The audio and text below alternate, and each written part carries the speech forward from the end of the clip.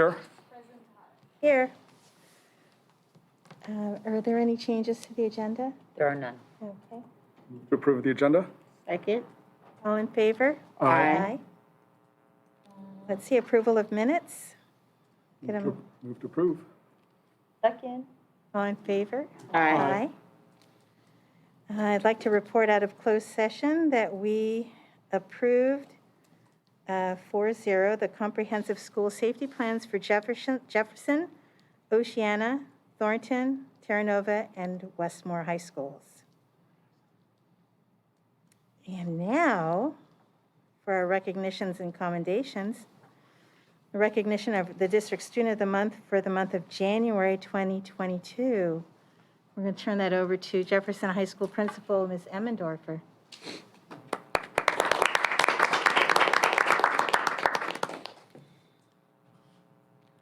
Good evening, President Tejada, Board Trustees, and Superintendent Presta. It's a great honor that I get to present to you Shanna Chen, Jefferson Union High School District's Student of the Month, representing Jefferson High School.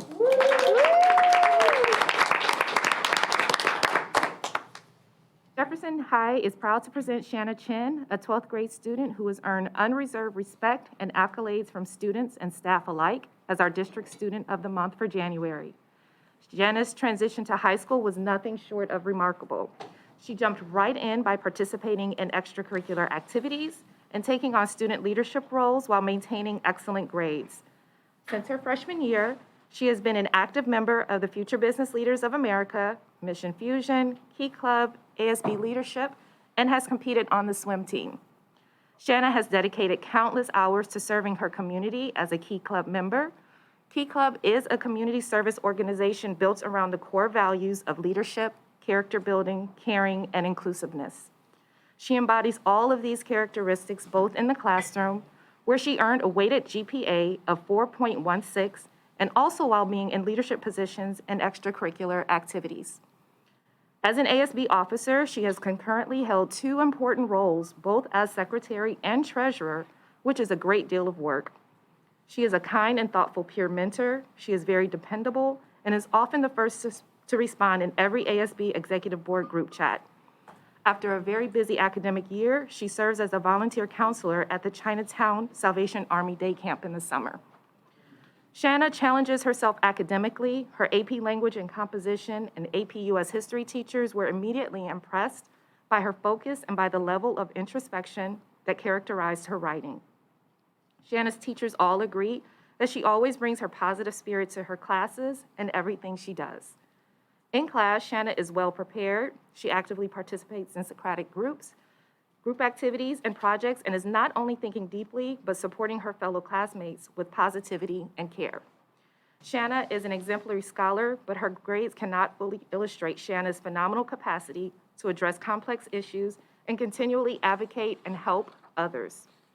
Shanna intends to study biomedical engineering. Wherever Shanna decides to go, they will be lucky to have her. The Jefferson High School community is stronger because of her contributions to our classrooms and campus life. On behalf of faculty and staff, we are immensely proud of Shanna and forever grateful to her parents for entrusting us to be part of Shanna's journey.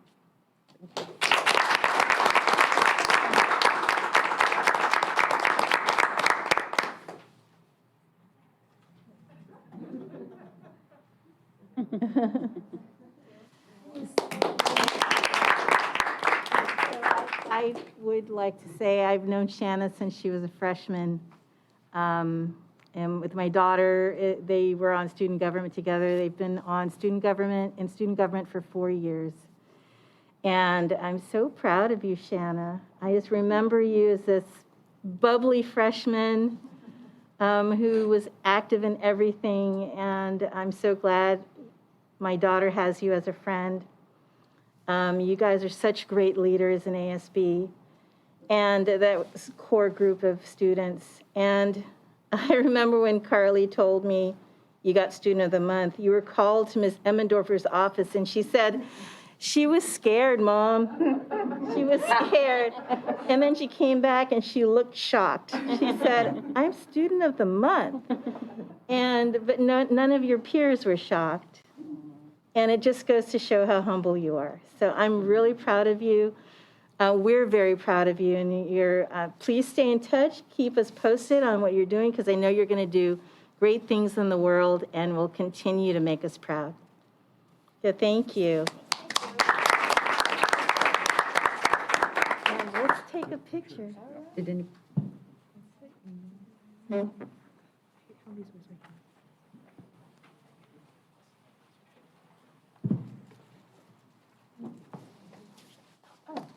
you. I'm just a little faster today than everybody.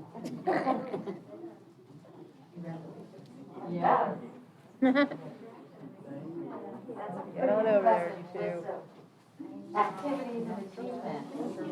Yeah. Hello. Oh, man, people are so smart. Good day, Mike.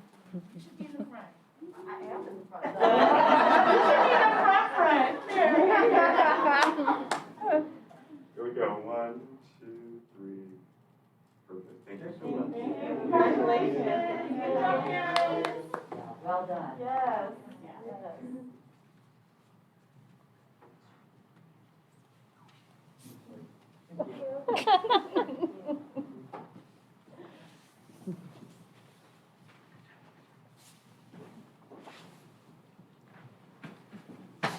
Sorry.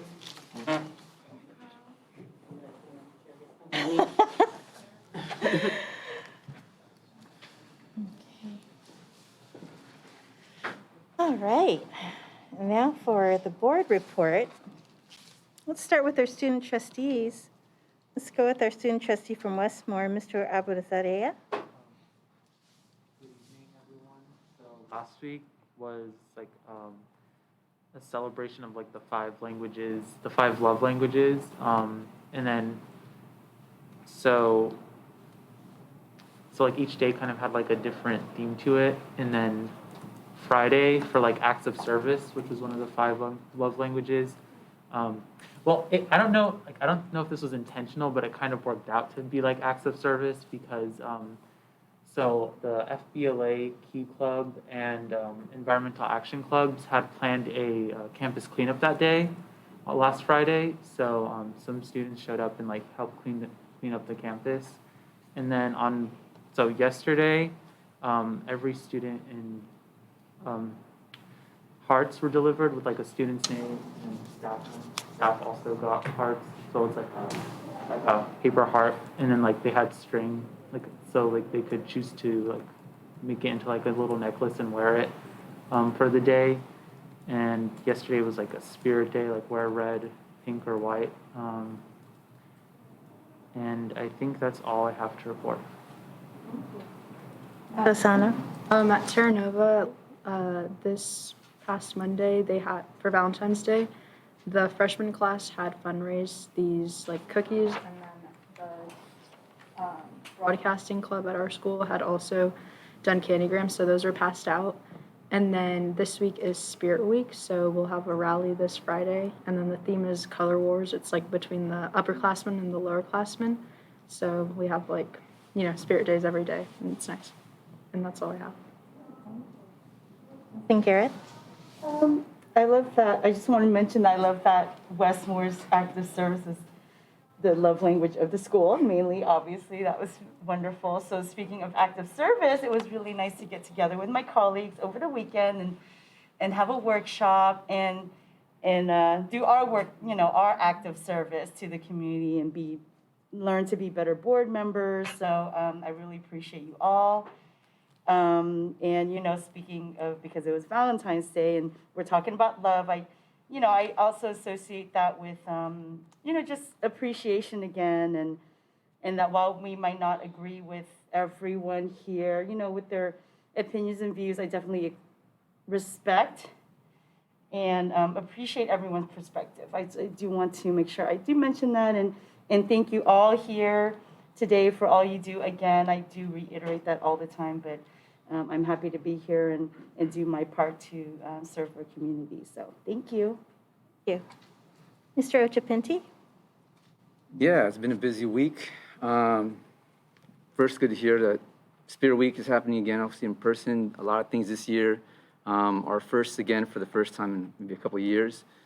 seeing that on campuses where, and on the campus where I work and of course across the district, is just reassuring, there's a sense of normalcy that comes with having a new normal in our schools, and part of that is having students be able to do student-initiated projects and events and activities that I think bring the life back to our schools, is what our schools and public education is about, in terms of providing those services in that space to do that. So good to see that as we go into the second semester amid concerns, I know, of course, the pandemic and seeing where the ups and downs are kind of taking us into a new phase in discussion of the pandemic stepping into an endemic phase.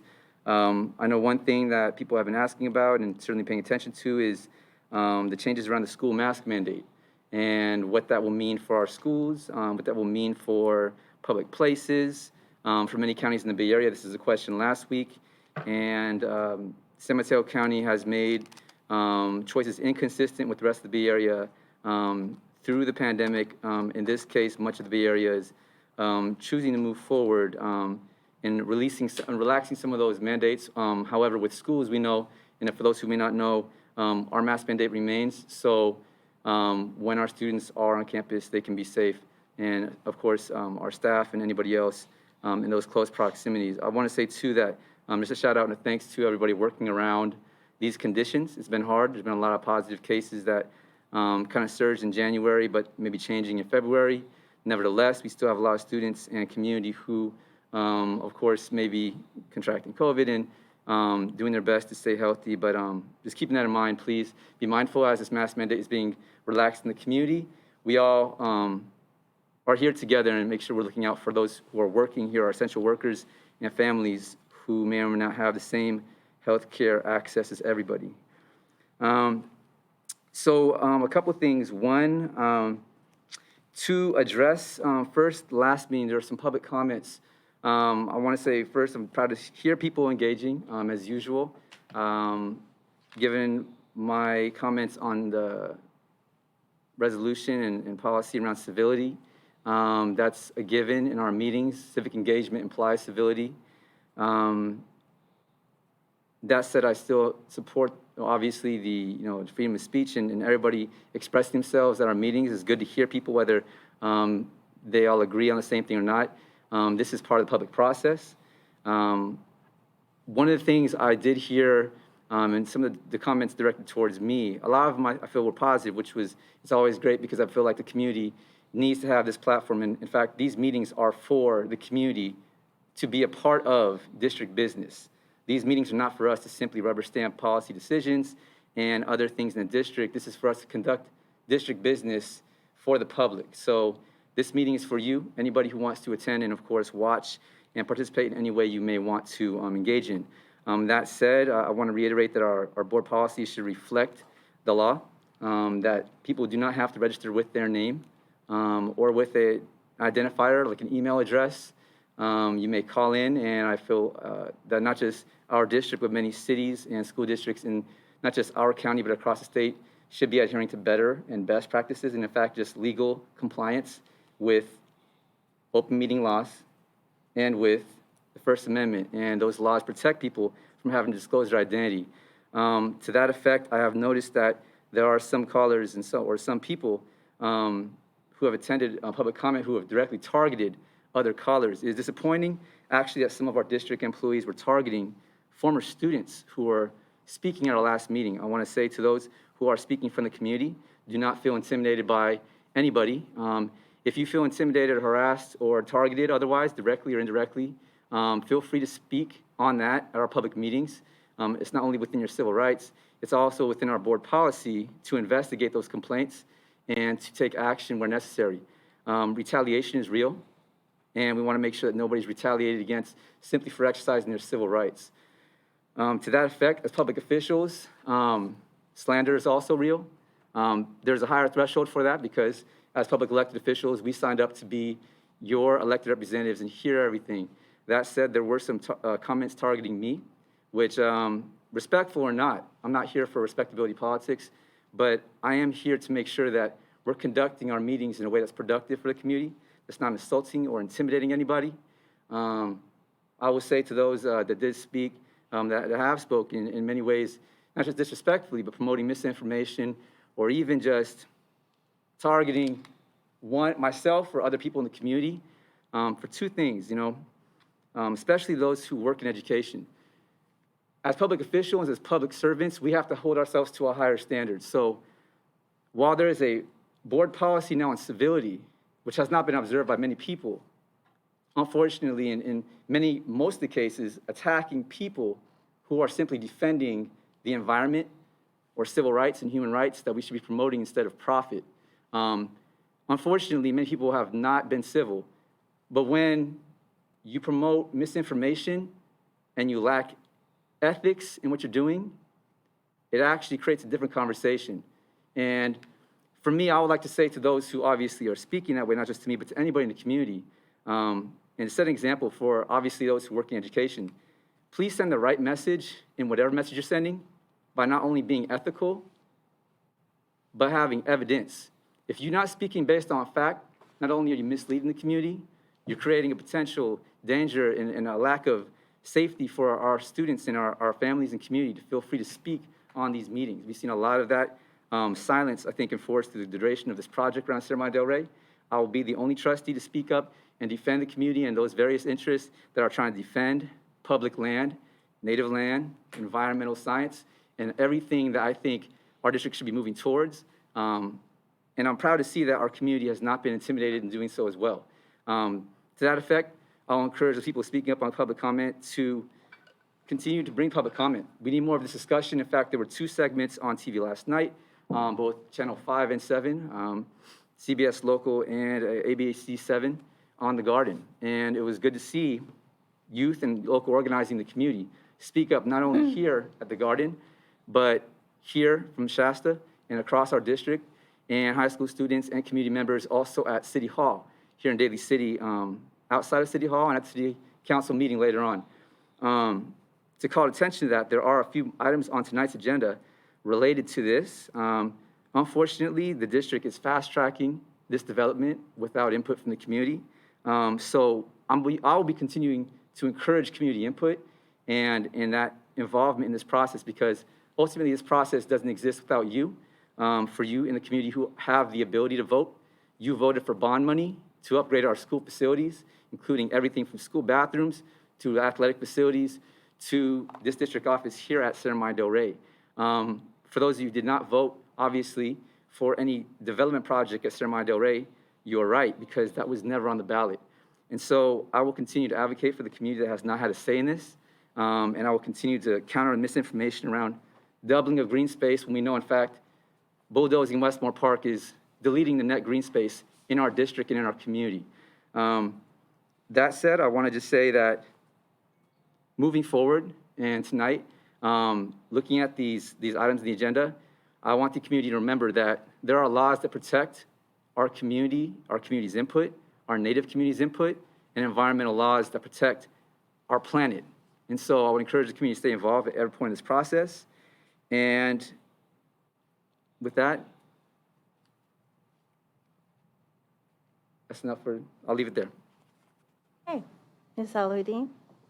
Thank you. So first, I am the board clerk, and I'm learning how difficult it is to do hybrid anything. So I apologize for missing folks that were waiting to speak. It's managing multiple lists, because there's a Zoom list, there's a sheet that we're looking for people who've registered and signed up. So it was my first time with a lot of people on the list, and I apologize for not just being as thorough as I should have, and I look forward to showing you that I can fulfill the duties of clerk and make sure that everyone is heard and spoken, because that's one of the reasons why I ran as a school board member is, I was that parent in the audience who was advocating and fighting for a particular thing and wanted my voice to be heard, and would come to school board meetings and, wanting to be heard. And I never want in my duty as a trustee to be someone that doesn't let someone have their voice heard. So whether in person or via Zoom, if you're here, I want to make sure that you have your chance to speak. So just saying that. Secondly, I also will agree that we need to always try to be civil. And, you know, I have failed at that lots of times here, lots of passions kind of come into play because we're all really strong advocates for the things that we believe in. And I really try to moderate myself and really be respectful of all members of this board and hear all points of view. And I will say that I think that we have to be equal in that advocation of that, and that we can't just apply that to the people that agree with us, but we need to apply that to all members who come before us.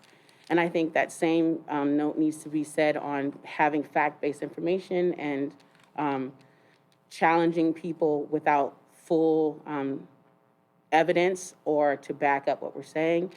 And, you know, especially when we're talking about our own staff and accusing our staff of telling falsehoods, you know, as board trustees, we are here to ensure that our district navigates the community and all the different obstacles that are put in its place, that we do it together and as a whole body.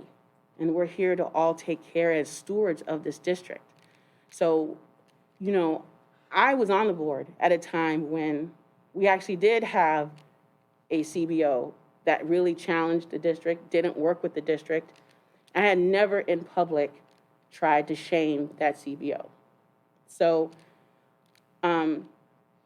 we had a superintendent who wasn't working within the best interests of the teachers and our staff and our students, and never in public did I call out and shame that superintendent, because that would not have helped elevate the district as a whole. That is not how, you know, we're a family, and I try to treat everyone in here, even because, you know, let me tell you, I have some arguments with my sisters, but I never call them out in a public way that would bring disrespect and shame on our whole family. So I think we need to, you know, the words that we speak in this room, we need to be mindful of those words, and this is calling myself out on this too, that I need to be mindful of these things, and I need to make sure that the things I say out loud, I apply to myself. So that is my call moving forward. I'm very happy that we had our study session this Saturday, and as a unit, 4 of us came and really worked on protocols and really re-examining our protocols and how we operate as a unit, and kind of a call to action on, you know, I've been on the board 9 years, right? And it's a constant re-examination of professional development, so I constantly act professionally in this role. And I'm a human being, and sometimes I fail, and the whole part of it, I try, you know, I came here and I'm in this role to do what I think is best for the district. And people may disagree with the decisions I made, but I was elected to make those decisions, and I will do that. And I fully agree that the path that we have chosen and that we voted for as a body is a direct and the correct position, and that as board members, we need to get onto the unity of purpose, and as a board, we have voted for something, and we don't always get our way, but when we vote for something, that's what we need to do as a district, come together and move forward that purpose. So I'm very proud of the work we've done at the district. I'm proud of every member of this district, every person on this board. We have been through a whole lot together, and I hope that we can continue working together as a district to move forward in a positive way. So thank you. Mr. Lee? Yeah, I'll be pretty brief because I know we have a fairly lengthy agenda, but you know, I echo Ms. Aludin's comments, in particular with regards to the study session and governance session that we had on Saturday, which I thought was actually very good. We were able to really get a lot of work done. And you know, just this talk on the civility policy that we passed a couple of weeks ago, the one sentence really jumps out, which is civil behavior is polite, courteous, and reasonable behavior, which is respectful to others and includes integrity, honesty, acceptance, timeliness, dependability, observance of laws and rules, and effective communication. And I think we have a duty up here, and certainly for those of us in this room, to model that for our community, to model that for those in the community who call into these meetings, those who come in person to these meetings, or certainly we expect civility amongst our staff to students and students to staff. and of course, for us to each other. We are a family. And it doesn't mean that we're always going to agree, because civic engagement does not always mean civility, but we can have civic engagement with civility. And I think that's what we will be able to do moving forward. I know I've made my mistakes over the years, or my 7 years on the board, and I strive to do better every single day. So thank you all. Thank you. I don't have a whole lot to say, except thanks for reminding us we are a family. We've been through a lot together. We've been through a lot together, like several superintendents together kind of thing. And how many have we hired? Oh my gosh. So we're on the right path right now, and we've got to stay together. And I agree, civility doesn't mean we're infringing on someone's First Amendment rights. We protect speech, but I just want to be sure that everyone's going to respect each other, if you can. I know passions overflow, but this is for everyone in the room, everyone who calls in, everyone who makes public comment in person.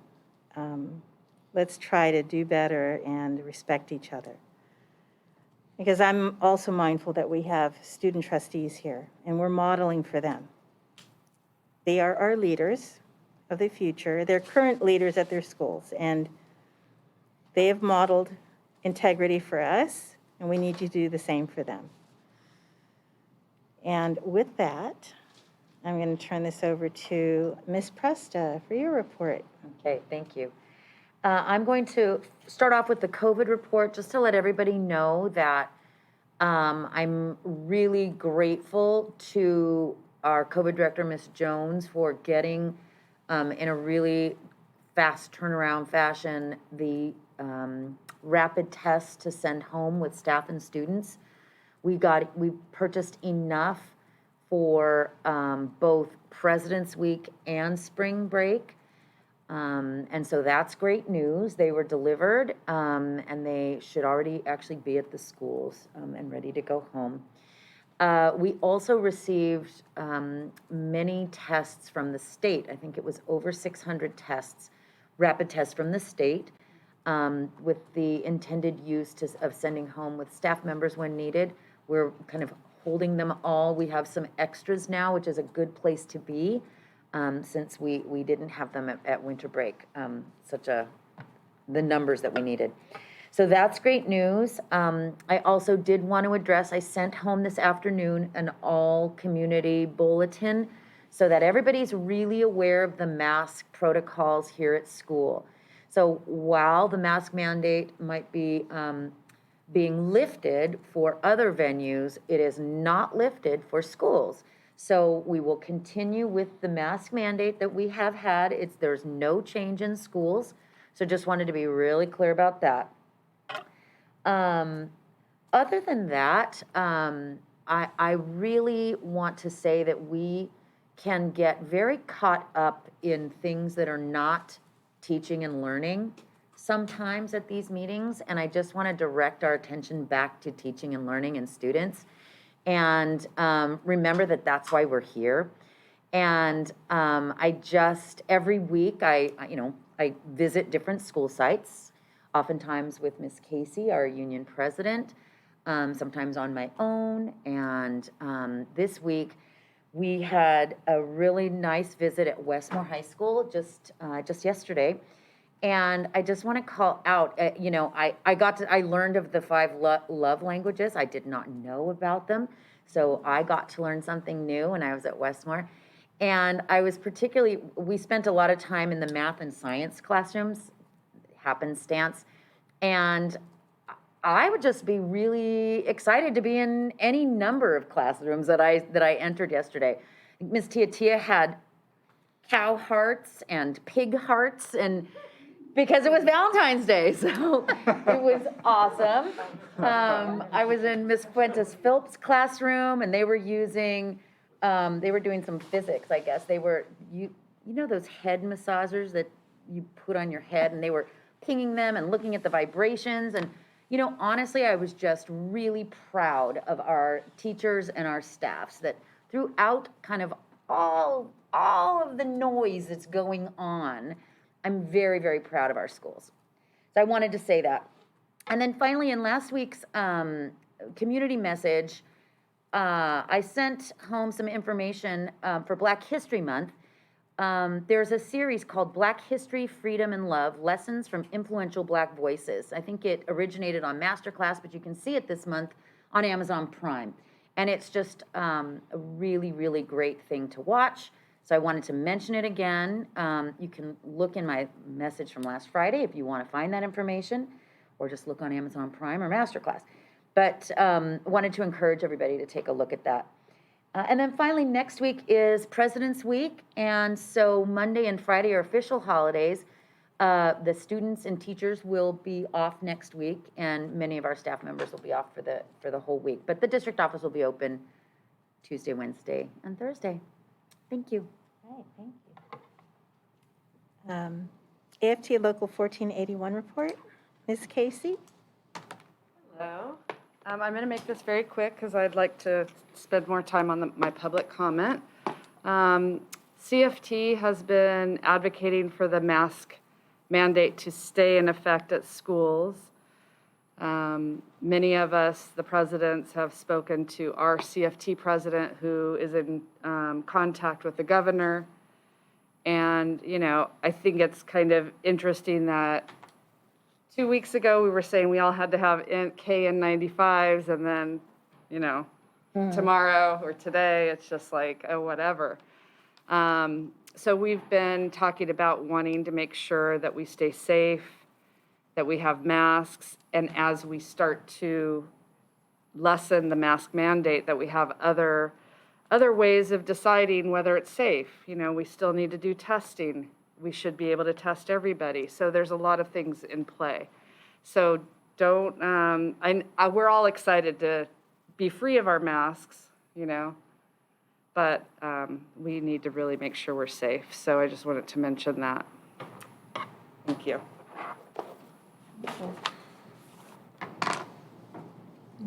Okay. Moving on to the consent agenda items. Move to approve? Mr. Ochapinti has his hand raised. Yeah, pull two items, 13C 113 and 13C 12.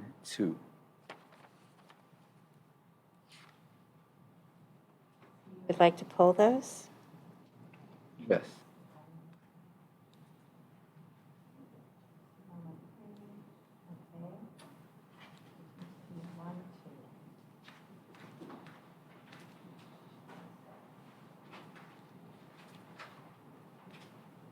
Or 13C12, you said? 13, C113. That's 13C 12. the SCI Consulting Actually, Group. it should be 12, sorry. So what was the other one? What's the name of the contract? It's 12, it should be actually, yeah. 13C12. It's a, yeah. A stop-bowl certificate Oh, of the 901 stop-bowl, campus okay. drive. Yeah. Oh, got it, okay. All right, let's do that. Okay, so do we have a motion to approve the consent agenda with those items pulled? So moved. Second. All in favor? Aye. Aye, okay, so let's see. 13. So we're going to move those to action. And now it's on to public comment. Do we have any public comment, Ms. Saladin? Yes, we do. So before we get started with public comment, this is just a reminder to everyone, either here or on Zoom, that they have 3 minutes to give public comment, that this area of the agenda is reserved for those to speak on an item that isn't currently on our agenda for tonight. That will call each of you, and we'll let you know when your 3 minutes have started, and then I'll let you know when your 3 minutes have ended. And we cannot respond to any items that is not on the agenda, so while we may give some direction, we can't directly respond. Right, so with that, our first speaker is Ed Lopez.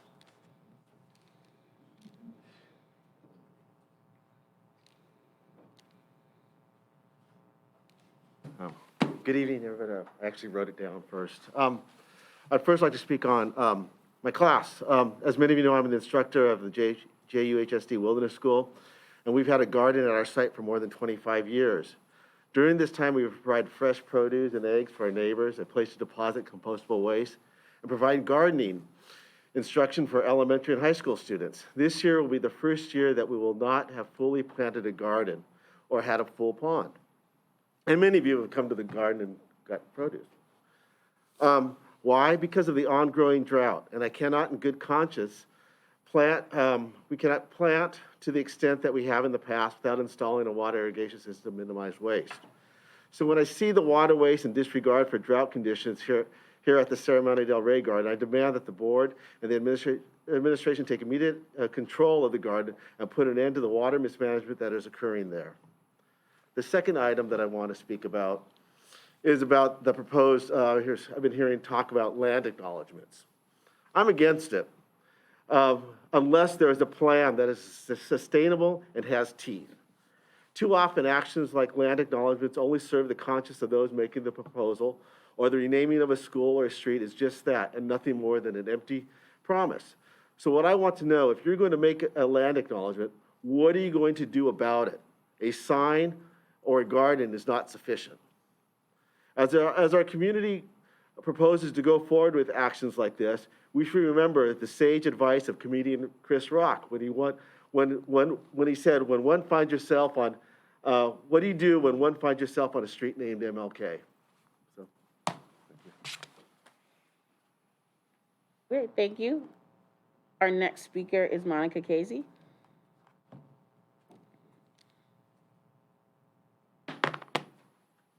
Good evening again.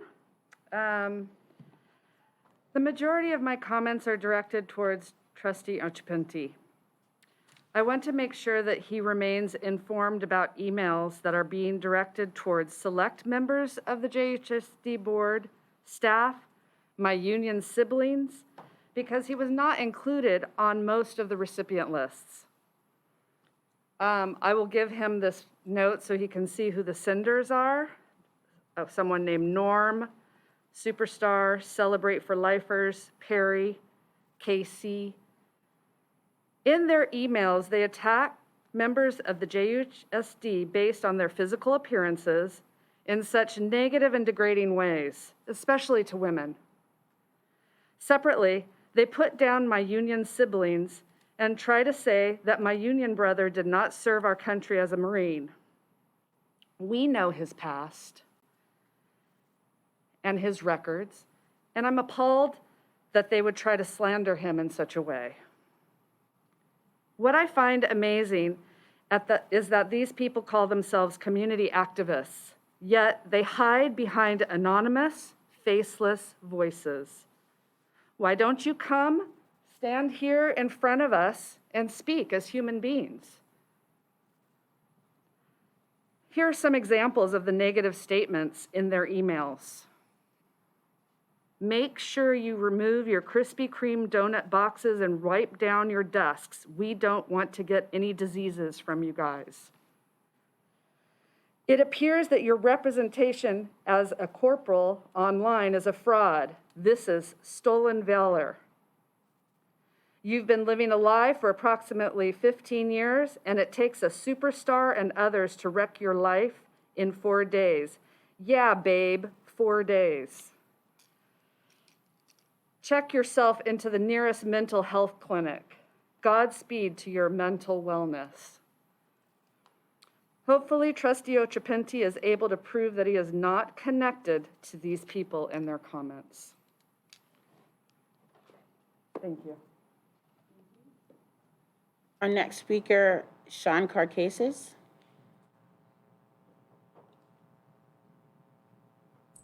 Can you hear me? Okay. Good evening, members of the board, our community. My name is Shawn Karkas. I'm a history teacher, coach, a class advisor, a veteran, a TN alumni, and a member of our community. 2 weeks ago, my wife and I made a public comment in regards to the garden and the SDR housing project. We spoke passionately emotionally because this project is important to the future of our colleagues, students, families, and the district as a whole. After sharing our thoughts, we began to receive an onslaught of attacks from supporters of the garden. I have received many offensive emails and calls to the district to terminate me after serving 5 years in JUHSD. These emails are both inappropriate, vicious in nature, and question my integrity, my wife's and my mental stability, my status as a veteran. To imply that I suffer from PTSD simply because I'm a veteran of the armed forces is not only disrespectful to me, but to anyone who has ever served our country. It is also very triggering, as I, like many veterans, have lost friends to suicide because of suffering from PTSD. This group went on a deep dive down the internet and went into the lives of my wife, my friends, and my family. I should not have to address this, but due to the circumstances surrounding this issue, I feel it is my responsibility to address some horrific accusations made by that group to provide context. A photo of me and a fellow Marine was posted online, and my moral character has been unfairly attacked. I'm not ashamed of this photo, as it was taken 15 years ago while serving my country on deployment in Iraq. Accusations are made that I was mocking and appropriating Palestinian culture. This could not be further than the truth. This photo was taken after a trade with some citizens of Ramadi, Iraq. Trading is a normal practice for Marines when deployed as a way to connecting with local people. In exchange for supplies, this local man offered me his keffiyeh as a sign of gratitude. The interpreter asked us to put it on and take a photo, so we did, never trying to disrespect or cause any harm to the Iraqi people, and especially not to the Palestinian people. I took personal offense to this as a world history teacher because we deeply value learning about all cultures and this rich history that we have. I love what I do. I care about our community. Teaching our youth is what I've always wanted to do in life. I don't want to say that I still support, I do want to say that I still support the SDR project. And I strongly believe that it benefits our entire community. Now, thank you for your time, and please don't. Our next speaker is on the sheet is SB, Schuyler Berliner.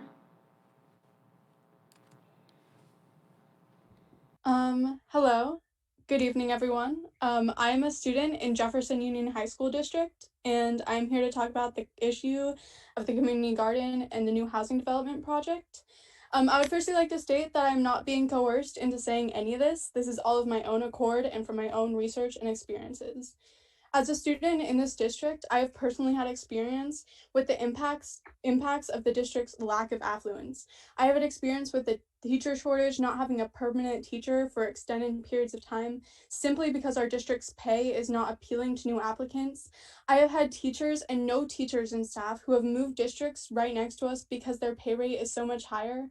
I have experienced issues with the maintenance of the school building because of a lack of funding, and most importantly, I know that my teachers and the staff in this district work so hard and diligently at what they do and deserve a pay that can sustain themselves and their families.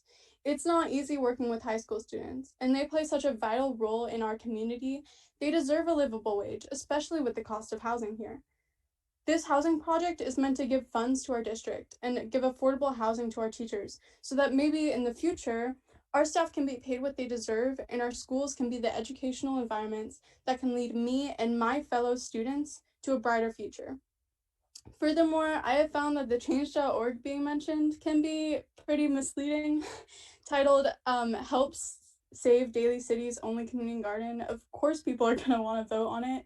However, it does contain outdated information, such as that the district did not offer to construct a new garden or communicate with the gardeners to help construct one, and the way the profit from the project will be utilized.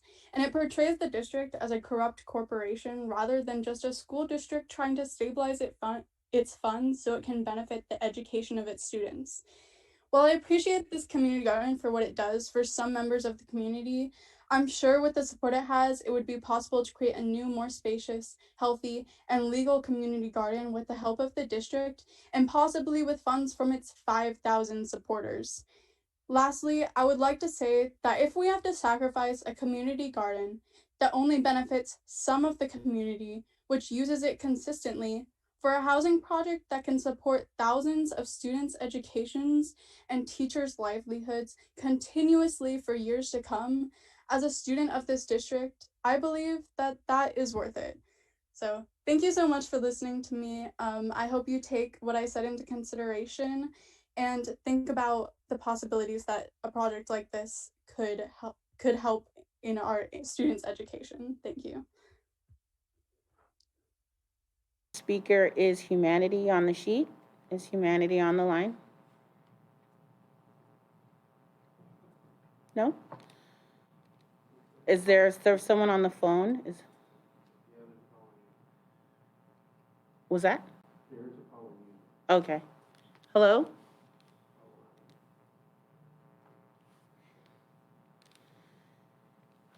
Next speaker is Jonathan Crub. Hello? Hello? Here. Yeah. Great. Okay, I have 3 minutes now. Okay, so looking up the word school, what is the definition of school? Is this a place for children and young adults to be educated? An adult, one child, needs access to that garden, the whole project's off. Because the school is surrounded around the students. Without the students, there's no school. Without the school, without the students, there's no teachers. You gotta make sure we understand it. Now, who actually funds the school? The public, the taxpayer. That would be me. It's not a fundraiser that someone has. It's not selling chocolate bars at Target. It's the taxpayer. The taxpayer owns City Hall. The taxpayer owns California State Governor's Mansion. The taxpayer owns the White House. The taxpayer funds everything. So when you refer to the school owning the property, the taxpayer owns the property. Therefore, the taxpayer, the public, the community need not purchase anything from the school. So hopefully that's clear. I'm not quite sure. Maybe a tutor from the library could help. That's the way I see it. With regards to Marines, there are Marines buried at Golden Gate National Cemetery. They're buried in uniform. And if the Marine Corps in San Bruno states that this individual is not a Marine, I would take their word for it. And that Marine should meet the Marine Corps who states he is not a Marine. Simple as that. San Bruno, Commodore Lane, do it. Okay, next. With regards to my name being mentioned, whether I'm the public, I'm the superstar, I am the taxpayer. I own City Hall. I own the school. So students, if you're listening, profanity was used by a teacher at last council meeting. He should have been removed from his position immediately. Secondly, I want a transcript from the Saturday meeting. It was open for public comment. It's yet to be online, on the video online, but a transcript is needed. Okay, so hopefully that resolves a lot of the issues. With regards to the gardens are a sacred place for the children, for the community. It is cathartic for the children. I heard the other night that students were crying because they did not have access to the gardens. Again, the school, the definition of a school, it's for the education of the children. The children, the students. We're not grandstanding and talking about our new political career.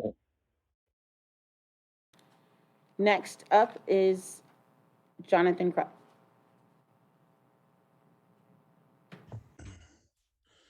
Good evening, board members. Can you hear me?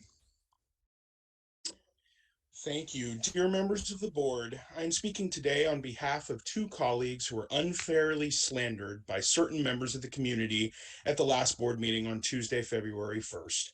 They were attacked simply for expressing their First Amendment rights, the same First Amendment rights that the previously mentioned members of the community were happy to utilize.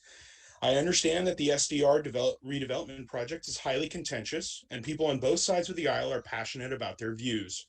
I also understand that some people do not see eye to eye with Mr. and Mrs. Karkas, but the vicious personal attacks leveled at them were entirely unacceptable in a community that claims to promote civil discourse. I have worked in the district for 13 years, all of them at Terra Nova, and I cannot think of two colleagues that are as dedicated to the student population as they are. Here are just a few of the criticisms lobbed at them. From Norm Pinto, you are to retract your little sick PTSD statements and issue a public apology to Superstar. The public pays your salary, servant, and little Ashley's too. From Superstar, real men go out in the world and make $200,000 to $300,000 a year. This guy is a joke. From Celebrate for Lifers, needless to say, the students should not be around a very, very sick, mentally ill, hostile, angry, indigent powder keg that Shawn Karkas is. From SD Destroyer 3, we have demanded the immediate dishonorable discharge of a fraudulent teacher and low-life human being, as this matter will be investigated and prosecuted. From Celebrate for Lifers, now all of you, if you can read, understand how we are the public, the community, and people, and you are our servants. Thankfully, some members of the community recognize that these condemnations were beyond the pale. Thank you, JCU and JW. These emails constitute libel, but luckily the writers are afforded the broad protections of the First Amendment. In a civilized society, it is reprehensible to see individuals act like online bullies hiding behind pseudonyms. To prove my point, the speaker before me refuses to identify himself. To add to the absurdity, some of the aforementioned individuals have lobbed online attacks at some of our students who had the guts to support Mr. and Mrs. Karkas. And it strikes me as ironic that members of a predominantly working class community who claim to support an end to unjust labor practices refer to those who have dedicated their lives to educating the next generation as servants. My life's work isn't a joke, Superstar Billy. I have not, nor will I ever bow to anyone. Celebrate for Lifers. Thank you for your time. Speaker is Eric Woolsey.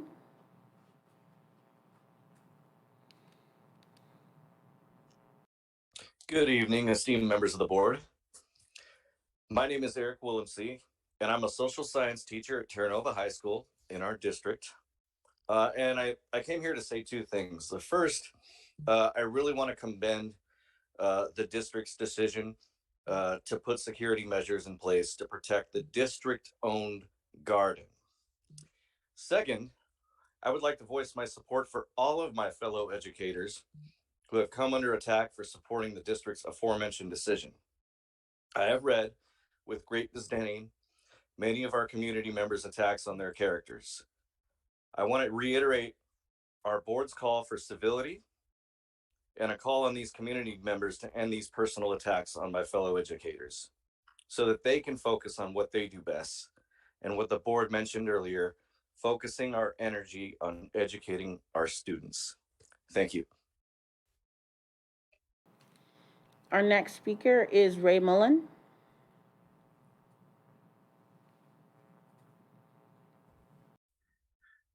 Hello. Okay. Hello, my name's Ray Mullen. I've been a Terra Nova teacher now for 23 years. I've been a teacher for 23 years, all in the district. Shawn Karkas, this is about the previous topics mentioned. Shawn Karkas was one of my first students. He went on to serve the U.S., come back as a teacher, phenomenal teacher, engaging, reaches out to students at a new age of media that engages them at their level. The things I read, beyond atrocious, beyond personal. But what I find very interesting is this idea that we are owned by the taxpayer. I am a taxpayer. Everyone is a taxpayer. It seems a few people believe they are the taxpayers who should make the decisions for all. That is not how this goes. What the Karkases were trying to do is try to increase support for the resources to make sustainable teachers in our district so they don't leave. That is what they were doing. They put out their opinions, they put out all their reasonings, and then the attacks started. It has already been illuminated what this is about. However, one thing I did find interesting is this idea of the garden being for children. It is not a community garden. Community gardens actually have buy-in. People have investments. It's just some people who use some land, and that's it. It is not a community garden. It would be no different than if I came to someone's house and decided to use a little piece of property they didn't see and go, well, it's a community garden now. The ownership is the taxpayer, the ownership is the district. The ownership ultimately is back to the state. It is not even the taxpayer. But let me say, I am a taxpayer. I worked for me, and I've had a real job outside schools. I never thought teachers worked for me. All you have to do is see the amount of teachers leaving the profession. They'll go to other jobs. Who doesn't want to hire a teacher? The people who say you should make $200,000 a year. If I walk in, I've managed teenagers for 2 decades. How's that for a, whatever you want? A lot of people are going to want to hire us as managers. So what they did is try to get the support for resources. But let me put it on record. I am Ray Mullen at Terra Nova. I'm not going to hide behind anonymous. And what the person who called in, it was interesting when they referred to being attacked earlier. How do we know they were attacked? So that is one thing. Finally, too, because I didn't pre-write this, was I would be interested to see the board individually say if they support or disapprove of what has happened. I know you can't, but that is what I'd be interested to hear, because one person's opinions especially. Thank you. So the next speaker, I don't know if they're on the call, initials KM. Can you raise your hand if you're on Zoom?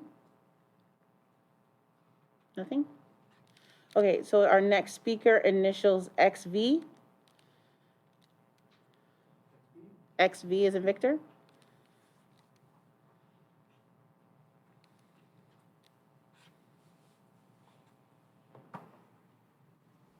Hello. I am a student from Terra Nova. Hello, this is XB. I am a student from Terra Nova High School, and I'm first going to disclose I was not coerced into going to this Zoom and speaking. This is all my free will, and I'm just speaking my opinion. So what I would like to talk about.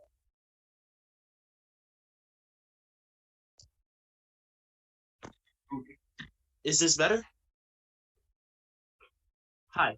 Okay, so I am a student from Terra Nova High School, and I'm speaking my free opinion and my own thought. And so what I would like to talk about is the harassment that 2 teachers there, Mr. and Mrs. K, or Shawn Karkas and Ashley Karkas, have been receiving since the last board meeting. And so what I would like to say is what I believe.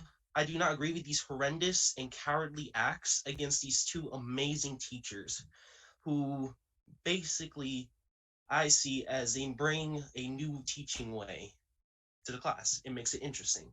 And I do not believe that these people attacking them have the right to oppress them when they are speaking their thoughts, which is given to them by the First Amendment.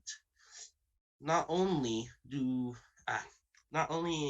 they disrespect them, they threaten them, and for the people who they know who they are, if they're trying to set an example for kids, like the last caller stated, the only example they are setting is that people who don't agree with you should be oppressed, and basically the right of free speech should be thrown out the window.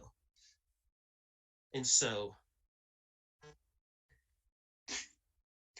additionally, I do not understand why they were attacked when the people of the garden were offered that the garden would not only be doubled in size, it could stay there, which seems, I don't understand it, because it would be in terms of a win-win situation. The garden would still be there, and the teacher shortage have a fix to it, because this project would guarantee teachers saying students would learn. So I'm just trying to say, as a student, I do not agree with these horrendous statements, these attacks against the teachers over this concept. Thank you for your time, and I hope you all have a lovely day. So the last speaker on the list, I don't know if their call initials TW. Is anyone TW? Nope. Okay, those are all the public comments for tonight. Great, thank you. Or just showed up? Okay, hold on one sec. Okay, so is Gio Napoli on the Zoom? They're not on. Okay. So that's all the speakers we have on the call for tonight. Okay, thank you. Now we're on to our discussion items. 15A, the supplement to the annual update to the 2021-22 Local Control and Accountability Plan and mid-year updates. Deputy Superintendent Baca. Good evening, President Tejada. Good evening, members of the board. The report that you've been waiting for. About teaching and learning. I'm so excited. And so, let's start. And the report is pretty long, and I just want to give you a heads up that I will be highlighting some of the actions and metrics on this report, and on the April 23rd study session, we can go in more depth with this information. So the purpose for tonight is to receive the mid-year LCAP implementation expenditures and metrics, and also information on the supplement to the annual update. And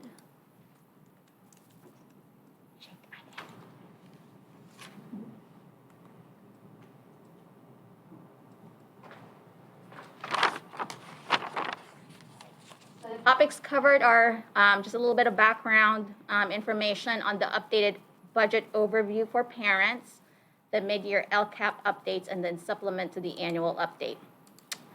So with AB 130, as you know, we received more funds this year from COVID relief funds. And because of that, there is a requirement that the board receives information on our supplement to the annual update, and also the mid-year LCAP related to metrics that was passed by the board this year. So that's AB 130. And here is the updated budget overview for parents. So the middle column is what was adopted when the LCAP was adopted. That was the preliminary amount. And then the third column is the final budget that we received. And here's the LCAP goal summary. So in the past, we've had 3 goals, 3 broad goals, but this year, there's actually 7 goals.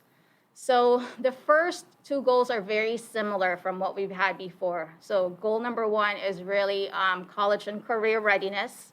Goal 2 is about social emotional wellness and mental health supports.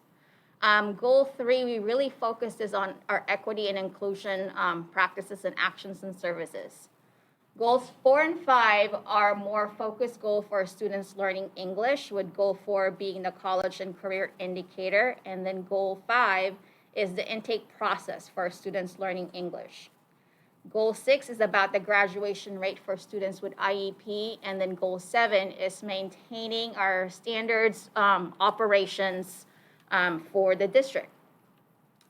So again, with goal 1, it's to prepare students for success in post-secondary learning and careers.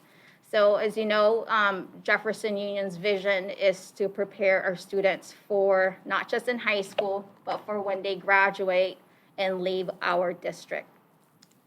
So just really quickly, let me orient you to how this works. So on the very left-hand side is the main action. And then the next column are the sub-actions. And how this is presented is that the ones with the green dots means that it's been completed or an adequate progress has been made. The yellow ones is a little slow progress or inconsistent implementation. So as an example, maybe one high school is implementing it while the other is not. And as we know, COVID has put a lot of pause in a lot of the things that we have done. But I just want to say that I'm really proud of the progress that we've made despite all of the COVID issues that we've had. The red dot is we have not started yet. So with LCAP Goal 1, I just want to summarize and highlight some of the actions. So Goal 1 is aligning our curriculum and instruction and benchmark assessments. We also wanted to adopt universal design for learning and then also strengthen our professional learning communities. Also, we included our technology plan, which is really to support what we're trying to do in curriculum and instruction. So those are our tools. And we also have some staff to support curriculum and instruction, which is our instructional coaching program. And then we also focus on instructional key strategies, which is constructing meaning. And also Westmore has piloted Modern Classroom this year. Implementation for that. And also I wanted to bring up the things that we are doing to increase college and career access for our students. So that's sub-action 8. Sub-action 9 is our career technical education program. And so right now there's one thing that I'm really super proud of because under the leadership of Ms. Denise Shreve, our CTE program has blossomed. This is our English language development program. And again, under the leadership of Dr. Robinson, we are doing really, really well and progressing, moving forward for our students learning English. Also, I included our special education program in Goal 1. And then it also includes our student study team so that we have some actions if students are not performing the way we expect them to perform. We've added that there. And also, because we were identified as a comprehensive support and improvement school under Thornton High School, I've added what Thornton High School has been doing to meet their college and career readiness. And here are the metrics and the results. And let me orient you to this. So the green ones means that the outcome is known. It's pretty much final, and that is it. We've received that from the state. The yellow ones is that outcome is still in progress. So we've measured it from the beginning of the year to where we are right now, and that it will change at the end of the year. The red one is we don't know what the outcome is. Either we haven't measured it, we haven't done anything about it just yet, but we don't know what the outcome is yet. There's a couple of things I want to highlight here. The MDTP and the STAR ELA, because this is the first year where we actually have a common benchmark assessment district-wide for math and for English. And the way this was, the metric was set up is we didn't put a floor or a ceiling. What we basically looked at, we looked at per individual student, which students improve from the fall to the winter and to the spring. So we're really just looking at their growth from the beginning of the year to the end of the year. So the MDTP, the Math Benchmark Assessment, this is from fall to winter, and this is separated by each of the math courses. And the target was 75% by 23-24. The first time we've ever done this, we're at 69, 60, and 63, which is not bad at all. Same thing with STAR ELA for our English language arts. So district average is 48%. I want to point out that with Jefferson, with their 4x4 schedule, that is pretty much their whole entire year. So I separated Jefferson High School because they completed their English within one semester. The other thing that I want to point out is the least restrictive environment. So there is a metric by the state that we should fit that at least 52.2% of our students are enrolled in at least 80% of the general setting, like general ed setting. So that's set by the state. So back in, I believe that's 2018-19, that data, we were at like 25.27%. And as you can see, we're up to 46%. And I want to, commend our directors of special education because one of the things that was done at the end of last year and implement this year is to standardize the calculation for least restrictive environment. Just get some more.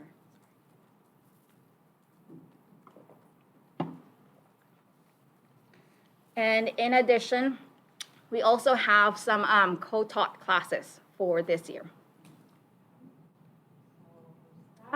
I'm going to highlight our 4-year plan completion rate. Here's AP courses, access to at least one AP courses. AP scores of at least 3. Smarter balance. I want to point something out with the smarter balance because if you look at our score, it's 75.6% from last year. And that is pretty high because typically in language arts, we would get about 50, 55. Same thing for math. We are typically at about 28 to 35%, more or less. But as you can see, we're at 50%. And I want to let you know that the participation rate from last year was quite low. I want to say only about half of our students opted into taking the exam. And probably because of that, our scores were much, much higher. So I would kind of put, an asterisk on this score because of the participation rate. PFT. This year, it was suspended last year, but this year it is required that PFT is administered to all of the 9th grade students. But this is the first year where they will not be collecting height and weight for the BMI. And also for this year, they're only looking at participation rate and not the actual scores. And there's our EL rate, EL classification rate, which I do not know yet. And then the 4-year graduation cohort rate. Here's Thornton High School. I just want to say that Thornton High School has actually exited out of the CSI identification this year. And so they have met their graduation rate. So kudos to Dr. Marenko and the Thornton staff. There's our, the other pathways and the metrics also. There is one thing that I want to highlight, the college acceptance rate. I will change this to college going rate because it's not just really about getting accepted, but who is going into 2- or 4-year college. So this data is from the National Student Clearinghouse, and there was a decline of students who entered 2nd or 4-year college right after high school, and this was the class of 2021. And this was probably due to COVID. And so some of the highlights that I want to give shout out to is our instructional coaches. It's been going strong. We've had this program since probably 2012, 2013, and our coaches have been instrumental in supporting our teachers. CTE program, again, we have capstone projects now where there's a common project for all of the CTE courses. Great progress. We've also increased our LRE, least restrictive environment. So more students are accessing the general education setting with the support of our case managers. And Thornton High School exiting out of CSI is amazing. A few areas of growth is, so this year, the collaboration time has increased in its frequency. Instead of every 2 weeks, it's now every week. So there's a lot more chance for collaboration. But what we really need to strengthen on is for the course-alike teams. So let's say just all of the biology teachers looking at their curriculum and identifying the learning targets for students. So instead of just meeting as a whole department where they're teaching a whole bunch of different classes, grouping them based on what they're teaching and identifying what students should be learning is very, very important. The other thing that we need to really work on is universally designed lessons. So I want to point out that Dr. Robinson and Lee Medvedov have started this learning community of several teachers to really explore and figure out how are we going to implement UDL as a district. So it's a cohort model. They have, they've identified themselves as wanting to be the first, pilot for UDL, and so I'm very excited about that. I also want to point out that in our instructional council with our principals and directors, we have been reading the UDL playbook for administrators so that we are all on the same page. And also we need to work on providing some academic tier 2 intervention. So I'm going to stop there for any clarification questions because that was a lot. Questions? Mr. Chapinti? Yeah, first, thank you for his presentation. Of course, I know there's more, but yeah, so this part it's good to see that we're making progress when it comes to LRE. For many who do not know, like the full extent of that, it's looking at inclusion, right, of all of our students who may have services with an IEP, through special education, in the general education environment. So basically, our students being integrated with the rest of the students on a given campus is a major part of special education, because all of our students who receive special education services are students in general education. And so, in my experience, a lot of our students receive those services through small day classes or SDC class settings, or otherwise separate settings for any other part of the services, won't necessarily have the same level of LRE, and so inclusion. And so, I guess my first thought is it's good to see that UDL, that Universal Design for Learning, that this is being promoted and being integrated. It's an approach, I know from general education standpoint and special education standpoint, that brings us closer together in terms of creating collaborative environments, and I think curriculum across both spaces. So my first question would be, with respect to UDL and increasing that, which is, I think, a major first step. I heard you did mention co-teaching, or there's some co-taught classes. The LRE numbers, they're still pretty low. They're at 46%. For it to jump to, say, 80, where we want to be, or where the target is in terms of statewide goals or whatever, that would require, to me, I guess my question is, are we still at 46% because not all classes at every site are moving in that direction, or are there certain sites altogether that still are leaning on SDC classes instead of moving it towards co-taught? Is there something that, how is the status shifting at what sites, and where do you see that moving this year? Every site is different. As you know, Oceana has had their co-taught classes for a really long time. And also, we're kind of starting where each of the school site is, because co-teaching won't really work if the mindset is not there. So we rather would start just much slower and do it right, and would have the openness of the staff to be able to co-teach. So with that, Terra Nova has started co-teaching in their math classes. And they are, going to continue to do that. Jefferson also, with one math class, started a co-taught class this year. And they are also interested in having a co-taught class next year in science and chemistry. At Westmore, there is one class, I believe it's biology, where it is co-taught. So again, we're, starting slow.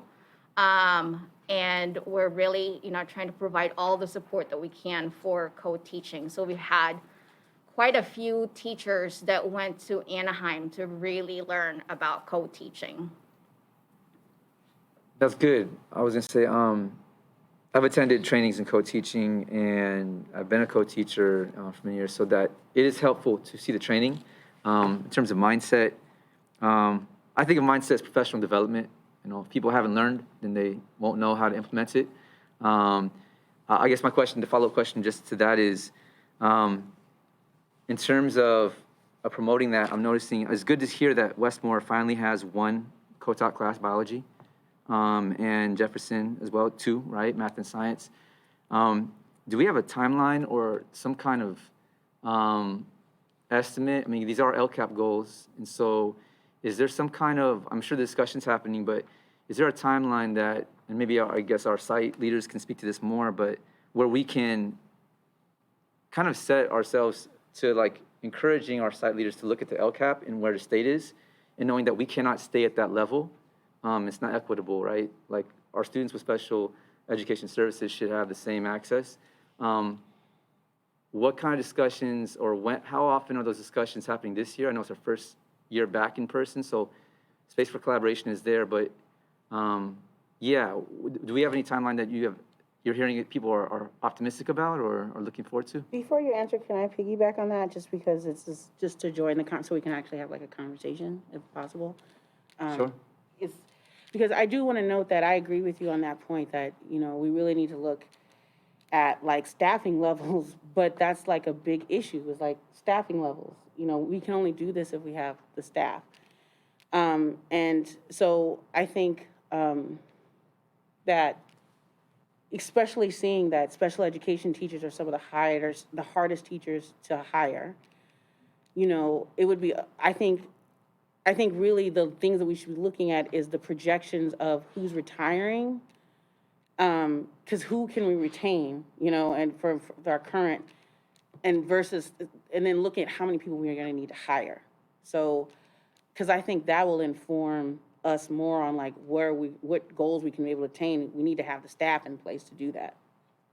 Okay, just to clarify what you're asking, you're saying we need to know who's retiring and who's going to be hired before we make these decisions or think about these discussions, or? Yeah, I think, you know, we can put as many goals in place, but if we don't have the staff in order to do or reach the goals, it'd be really hard to do that, especially if you're talking about co-teaching. So for one class, where it's hard enough to find one special education teacher, you're saying you want to expand co-teaching, which will require two teachers. So I'm thinking we need to look at, we know, you know, I don't know, we know it's strong, but I'm saying that in hearing from staff and how hard this year has been, I'm extremely worried about our ability to retain staff. And especially in the areas that it is really a challenge to be a teacher every day. And we know that special education teachers and their support staff, that is a very tough job. So I'm worried about retention levels in those areas. And then we know that the call has gone out already for like who's looking to retire. So there may be some data on that. And also looking at spots that we need to fill. So I think looking at where we're gonna have gaps and also where we're also knowing that spots we haven't filled yet will give us an idea of what we're capable for in the next school year, what we're capable of doing. I hear you saying. I'll just quickly, just to respond, because I'm a teacher in special education, and I've worked in RSP, SDC, co-teaching settings. And this is why I asked the question, because I want to see where the pulse of our district is.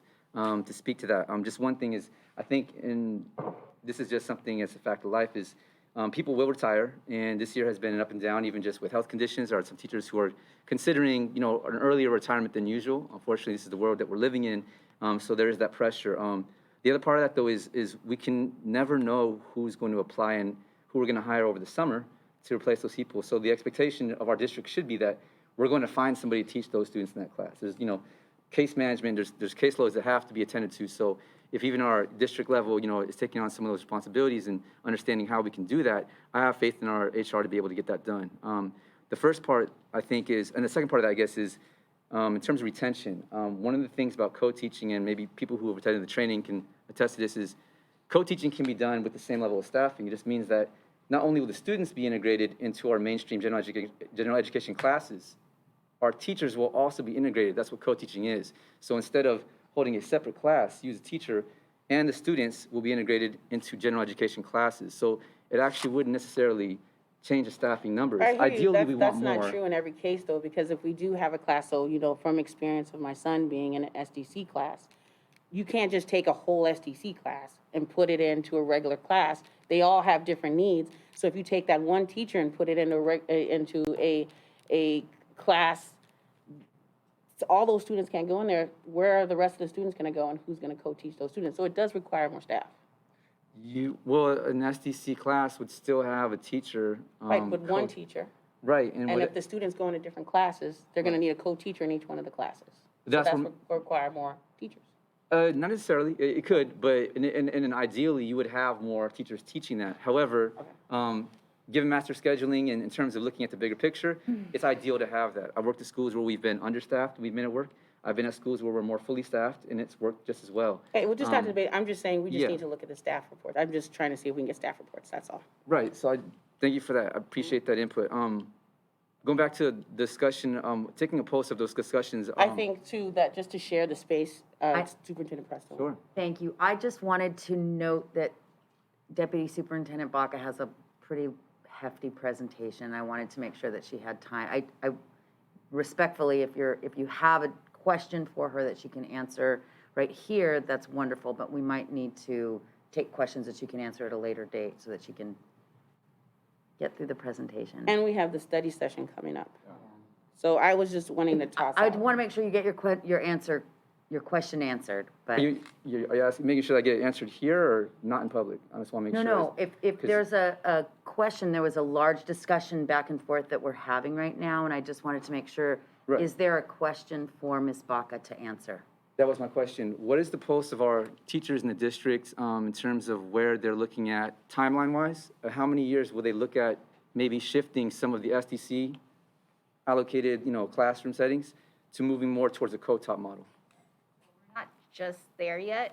We just started the conversation. This is really the first year we're really, making inclusion as one of our goals. Okay. So, we'll provide you with updates, and we will talk with, our site administrators and our directors and work collaboratively. Sounds good. Thank you. And just really quickly, for the study session, I wanted to look at, I know we're using BMI, but BMI also historically has not been fully inclusive of all ethnic backgrounds. So just to look at that, I'm glad that we're looking at college going rates, but are we just to keep both college acceptance and college going rates? And then my last question was on the IEP process, and so I know we're going to deep dive more into that in the study session. So those are my only call outs. I want to make a correction. So they are not collecting BMI for the first time. So before they did, because they collected height and weight, but now they're not going to do that. Okay, great. Thank you. Decided that it's. Oh, thanks, finally. Okay, cool. Yeah. Thank you very much. So goal number 2, so I'm gonna combine goal 2 and 3, and then 4, 5, and then 6, 7, is to create a meaningful and supportive and inclusive space for all students. So this talks about our social emotional learning curriculum that we're implementing this year for students in grades 9 through 10. And also providing staff training for trauma-informed practices through community resilience. Also training for restorative practices, and then our integrated mental health, wellness, and support. In addition, Ms. Basuino is working on the restorative discipline matrix, and we're gonna call it the solution matrix, I believe. Full of solutions. And we will. What'd you call it? Full of solutions. Full of solutions. That's her nickname. As we know. And we'll actually go in depth with that solution matrix during our April 23rd study session as well. We have to monitor student attendance and also our VPs to oversee this goal, which used to be our Dean of Students in the past few years. And here are the metrics, and I wanna, call out chronic absenteeism. It's increased a lot from last year, so student engagement and absences. It's something that we are working on how to re-engage our students back. Suspension rate, because, Ms. Basuino, again, is so great. We're basically 0%. This was from last year. And again, we're in distance learning until March. And so there was one student last year that was suspended, so that was, an asterisk year again. But even though last year we're in distance learning, it's all 0%, I just want to point out that the trend for suspension rate has been going down in the last few years. Some things to be proud of, our increased mental health staff this year. We have our social emotional learning curriculum. We have lots of professional development on wellness and our, again, trending lower suspension rate. One of the areas that we could work on is we have the curriculum that was, rolled out sometime in the summer, and our teachers really need some time for planning. So we want to set aside some funds and for some time during the summer for staff to collaborate. Also, we have a lot of wellness services, but we could do a better job of promoting our services to our students and families. And again, as I mentioned, outreach to our students who've been chronically absent. Goal number 3 is about equity and inclusion. So this is pulled out of our equity statement. And that is our goal. And some of the actions is providing anti-racism education and training. So our district administrators have been working with Courageous Conversation in this matter. Our Ethnic Studies Task Force going strong. They met today. They've met 7 times already. And the goal is that we will have a course of study to present to you by the end of the year and also get it board approved and UC approved before the end of the year. We have a group of 20 teachers participating in the Grading for Equity professional development. And I'm so proud of these 20 teachers because they're participating in the action research where they have to choose a grading practice that they have to implement within their classrooms. And they have coaches to help them through it. And then they come back and talk about what worked, what didn't work. So some of the things that our teachers have been working on is not penalizing for late work. Some of them have excluded any behavior-related activities to the grades. So they're really looking at just improvement and achievement, and they excluded, attendance or participation and things like that, so that you know exactly what the grade truly means. So I'm very happy with that cohort of teachers. Also, we've provided training by gender spectrum. So all of our staff members have been trained through gender spectrum for LGBTQ+. And also, I know that the conversation is, continuing. It didn't end with that PD, that they're meeting at the school sites to discuss these topics. CSAs, which is Comprehensive Coordinated Early Intervening Services, which is our significant disproportionality plan. I want to, just say that we've exited out of CSAs for this year.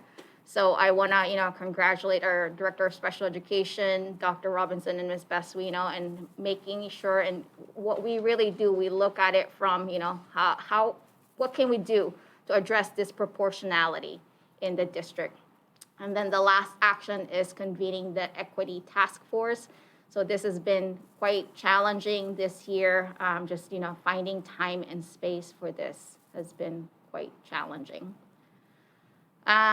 Here's the metrics for that. We do not have a staff equity survey just yet. I've reached out to the county to see if they have something that they've used, that they can use kind of county-wide so that it could, something that we can calibrate. So they're going to get back to me on that. But if they don't provide us with one, then we'll create some survey and then ask for feedback to see if it would measure, equity, basically, perception of equity in the district. Also want to point out the educator equity rate. So this is the percent of minority staff and administrators, certificated staff and administrators. So I want to say that the first time I collected this data was in 2018, 2019, and we had about 37% minority certificated staff and administrators. And it's, steadily increasing. Not there yet, but it has increased. And LCAP Goal 3 findings, some glows is that we have a lot of staff that is dedicated to work on equity and inclusion. Again, we exited out of our CSAs, and having to work with Courageous Conversation has been great. Some of the areas of growth is recruiting and retaining staff of color. And also, one of the bigger barriers right now for us for ethnic studies is that right now only teachers with social science credentials can teach ethnic studies. And we have people in our teachers in our task force that, have other credentials that are really interested and is really impassioned about this area, but they will not be able to teach a class because of credentials. So I'm working with Ms. Mendel to see what can we do for our teachers. If a teacher had taken enough ethnic studies courses in college, can we use those credits towards some kind of authorization? And the other thing that we need to work on is a common district-wide discipline referral system. That's goals 2 and 3 and questions. Ms. Garrett? Thank you for 2 and 3. And of course, always piques my interest with equitable grading and the discipline matrix. I'm glad to hear that the discipline rate is going down. Do you, I guess the question is just, what are you attributing that to? Because I know that you've started a task force a while back and are really looking at it. Is it just the way you're looking at discipline is really helping to kind of keep the rate down, or is it just, well, I know there's less students obviously on campus too, but, so I'm just putting the question out there. COVID has helped a lot. But, we have administrators that are taking time to try to personalize their communication with students when they are being sent down to the office, and trying to just take the time to figure out what is happening within that student's life instead of responding to the incident. Having more wellness staff has very much helped, and just being personable with the teachers too when it happens in a classroom, and how they can support the teacher and the transition. So it's just taking time. Thank you. I'm just really encouraged to hear that we're really on all fronts, that we're trying to meet students where they're at. So, and that's always what I always want to know about. So thank you. Mr. Occhifenti?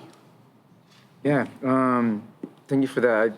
Just 2 quick questions. One on the student focus group on slide 32. It's 5% per, here on the top third from the, right there. Desired outcome for 2023-24 is 5% of student participation per site. Perhaps our student trustee, Woolsey, can speak to this too. I'm sure students have input, and they've provided input. In fact, I know we had one just prior to COVID starting. There was a student advisory presentation, which had recommendations, including a Go Green committee addressing security on campus and communication with staff, and addressing implicit bias and those kind of things, and then facilities, including school bathrooms, which I know is a recurring issue in many places. Not all of our school bathrooms have been upgraded in all the ways that they need to be. But those are issues that I'm sure are being addressed in other ways. I wanted to ask our student trustee, and maybe any insight you have on where we are in terms of that item, and getting input from student trustees, and even student input since we've been back in person. I was going to ask about that later in the presentation, because one of the goal metrics I could ask it now. One of them was the Student Advisory Council survey, and we haven't been working on one this year. So did you want us to work on one this year to get more student input? Can talk more about it. I know that I believe when this was set, I think it was like every other year where there was going to be a survey. So I'm not quite sure if this was the year.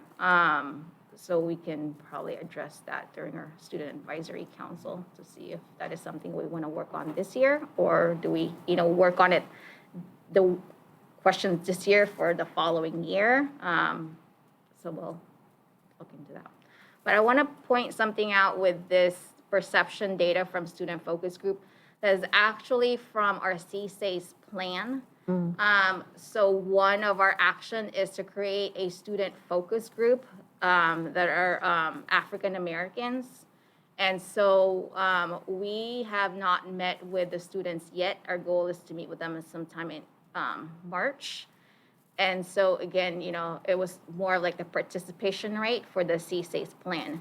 And the thing is, even though we exited out of significant disproportionality, the plan that was put in place in 2019 still needs to be monitored and implemented.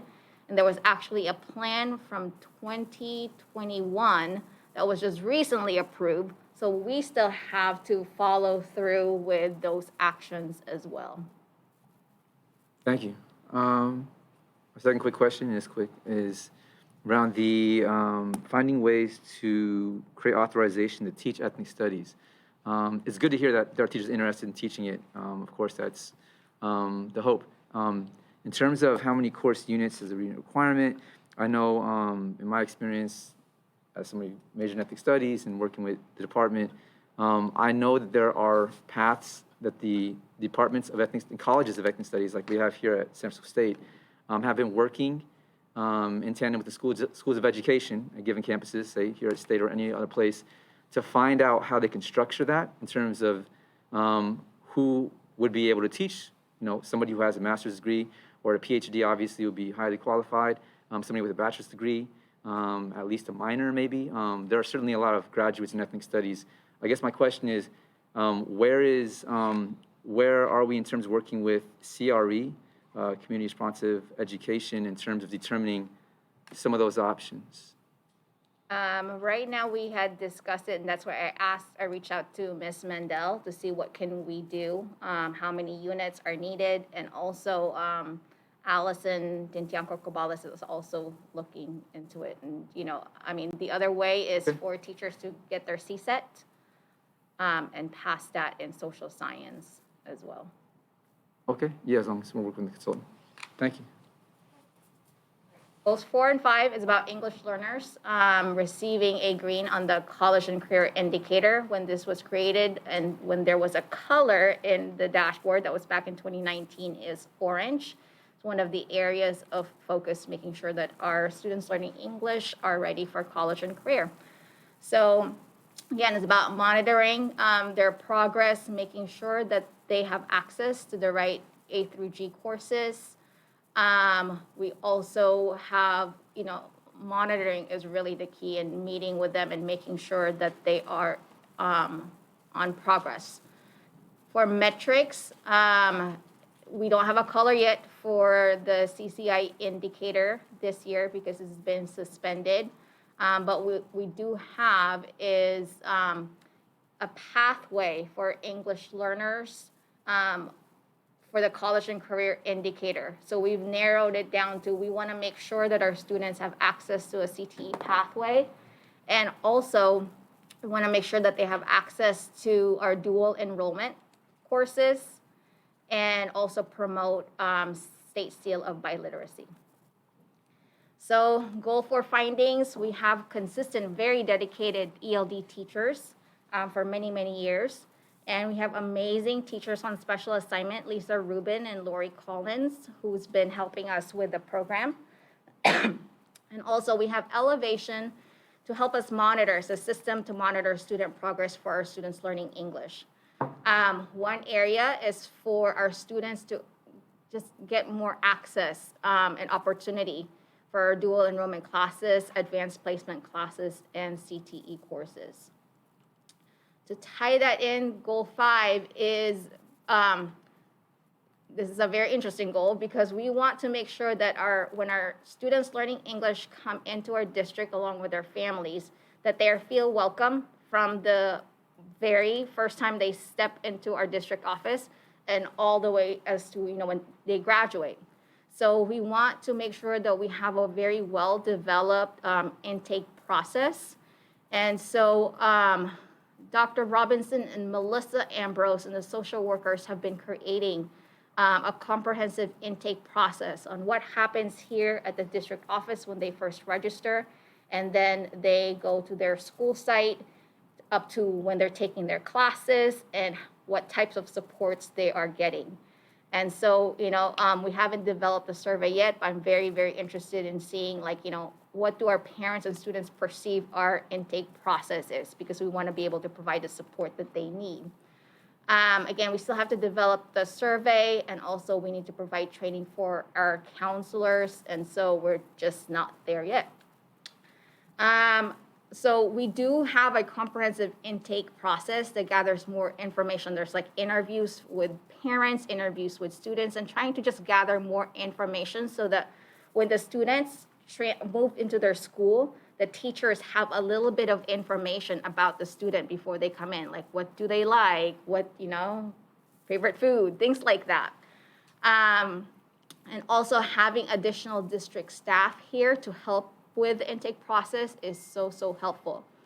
Some of the areas that we need to work on is the process here at the district level is pretty solid, but we need to work on handing them off to the school site because of shortages of staff, absences, and things like that. It's just really hard to solidify that. Progress monitoring for students in Daly City has been great because we have the 2 teachers on special assignment, but something that we need to really address is, our students in Pacifica and, our English learners, because we have quite a few. And the other thing that we are looking into, and this has been a big problem lately, are our 16 and 17-year-olds who come into our district from outside of the country with no transferable credits. And so we are, Dr. Robinson and Mr. Bashirs have looked and visited San Mateo Union High School and looked at their bridge program and see how can we utilize our adult school program to help our students transition and, provide better support. And that is goals 5 and 6, or sorry, 4 and 5. All right. Questions? Just a quick question, comment, just on goals 4 and 5.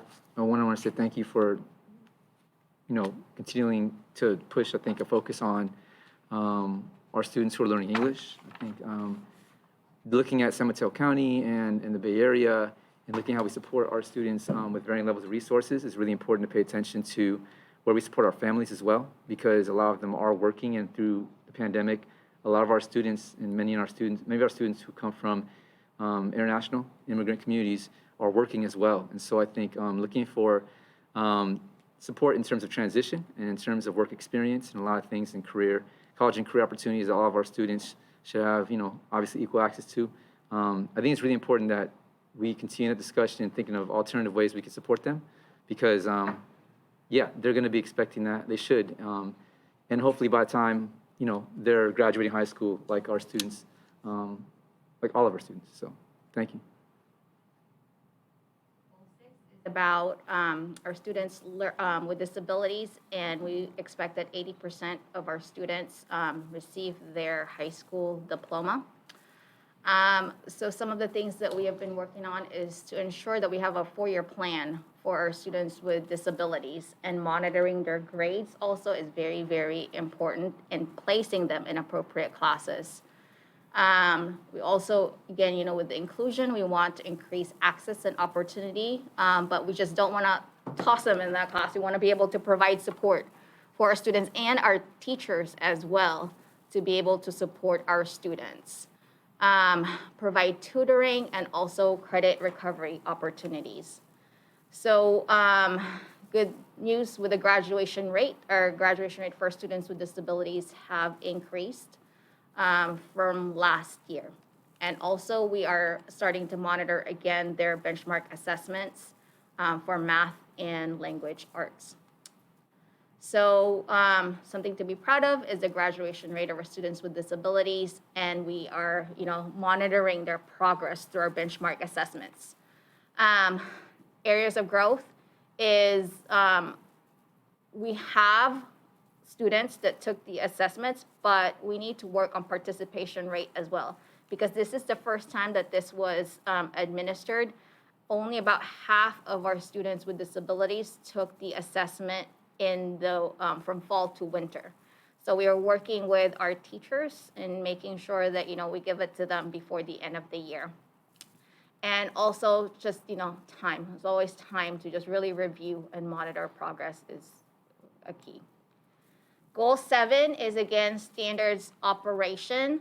So this really includes the base program for all of our students, making sure that we have a safe, clean, well-maintained facilities, that we recruit and retain appropriately credentialed and high-quality staff, our induction services for our new teachers, ongoing professional training, standards-aligned instructional materials, parent engagement, our student voice, our communication, tutoring and basic supplies for our unduplicated students, and then we also had given funds for our sites to help target the unduplicated students.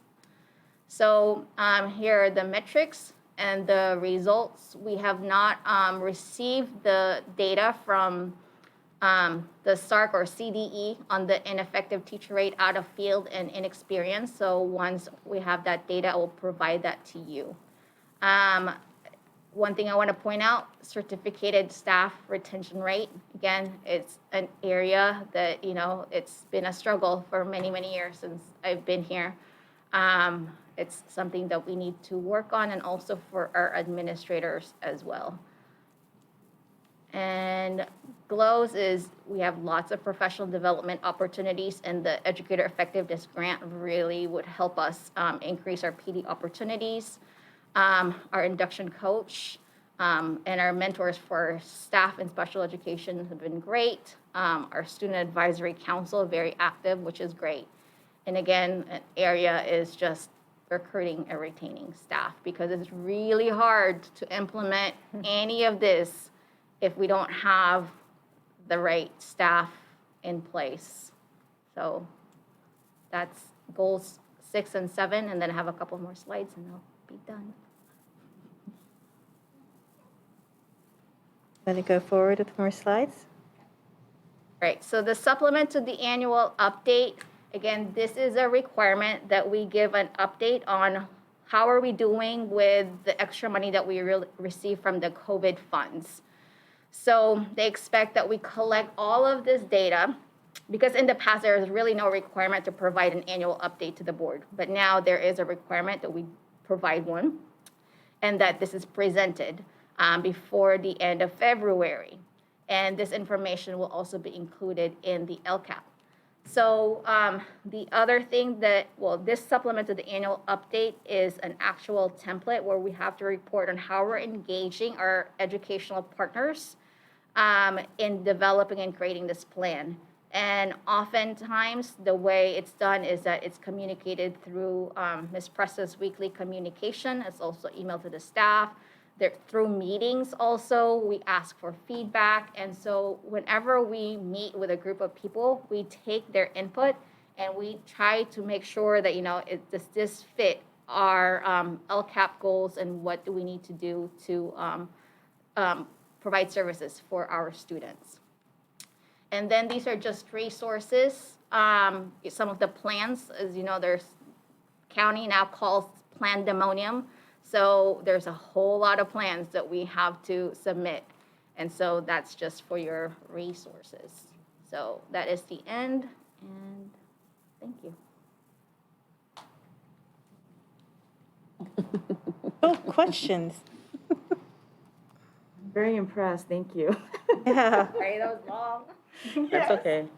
Looking forward to when we go deeper in a couple of months, because then we can really just go, yeah, I know, I know everybody's laughing, it's been an hour, but we will, when we get to spend a half a day on this stuff, it's actually going to get much more interesting.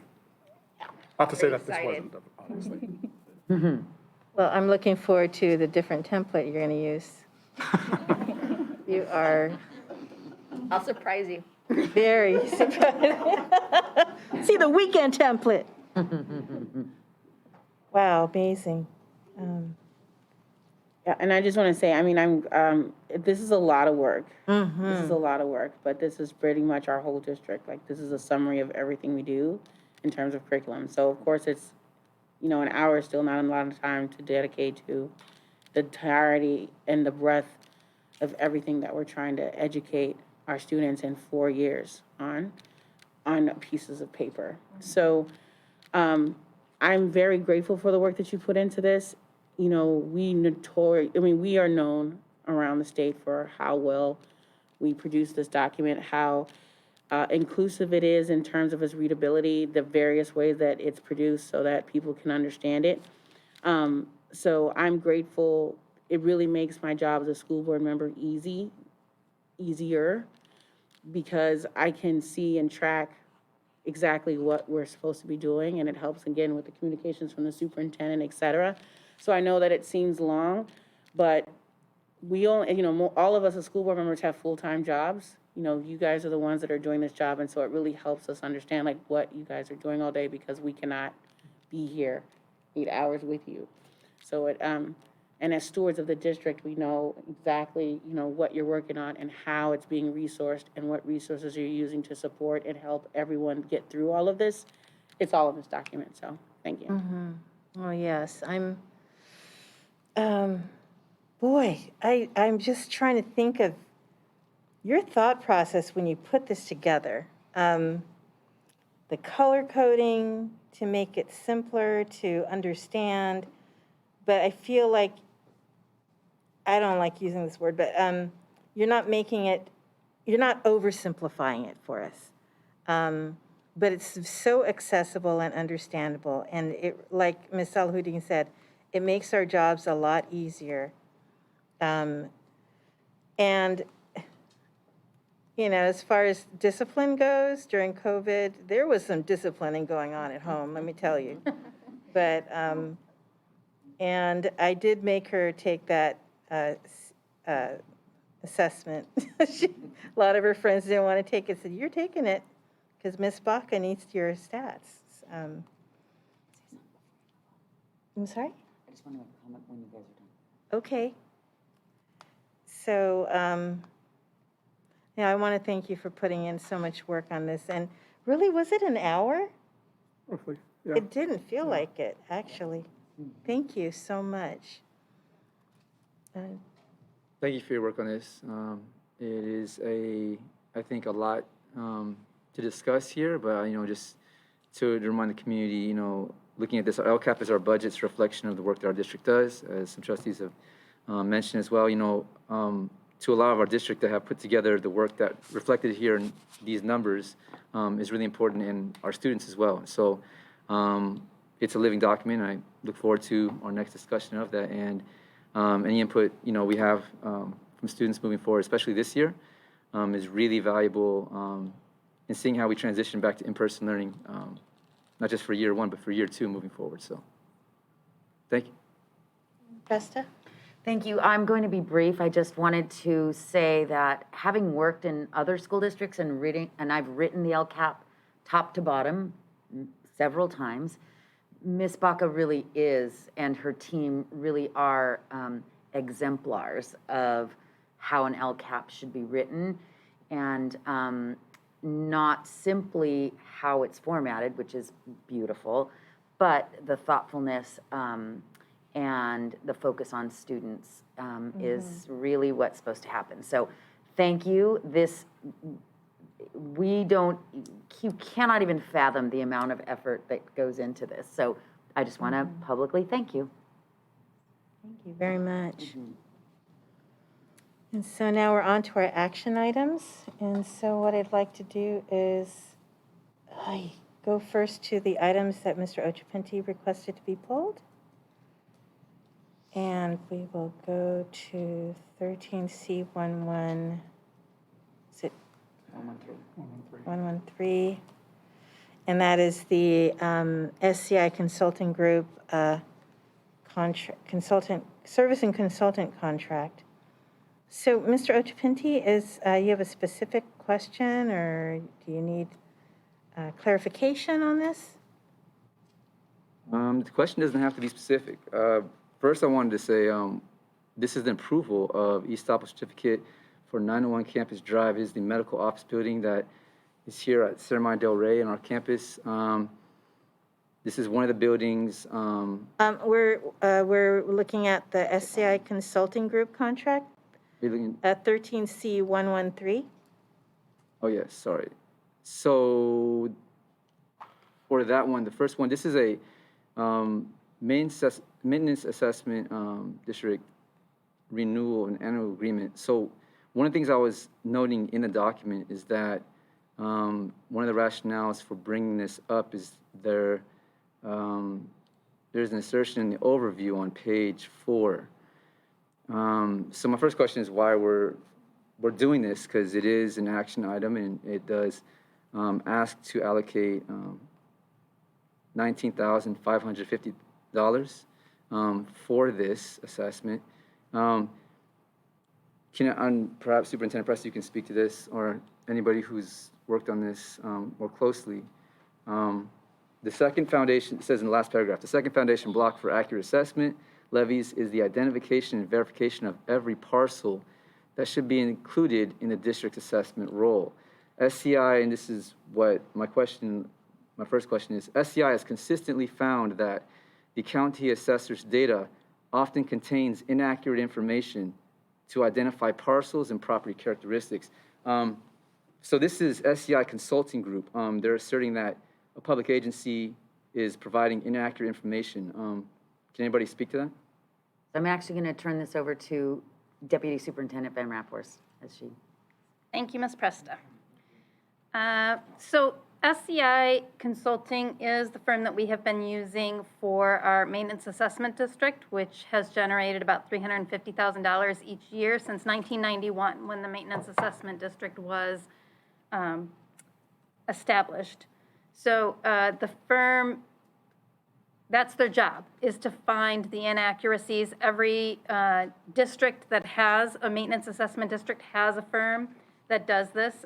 They prepare the engineer's report, the assessment role, and they publish notices for us. Every year we have renewed this, like I said, since 1991, as well as the accompanying resolutions. There's one that's later on in the agenda for this maintenance assessment district.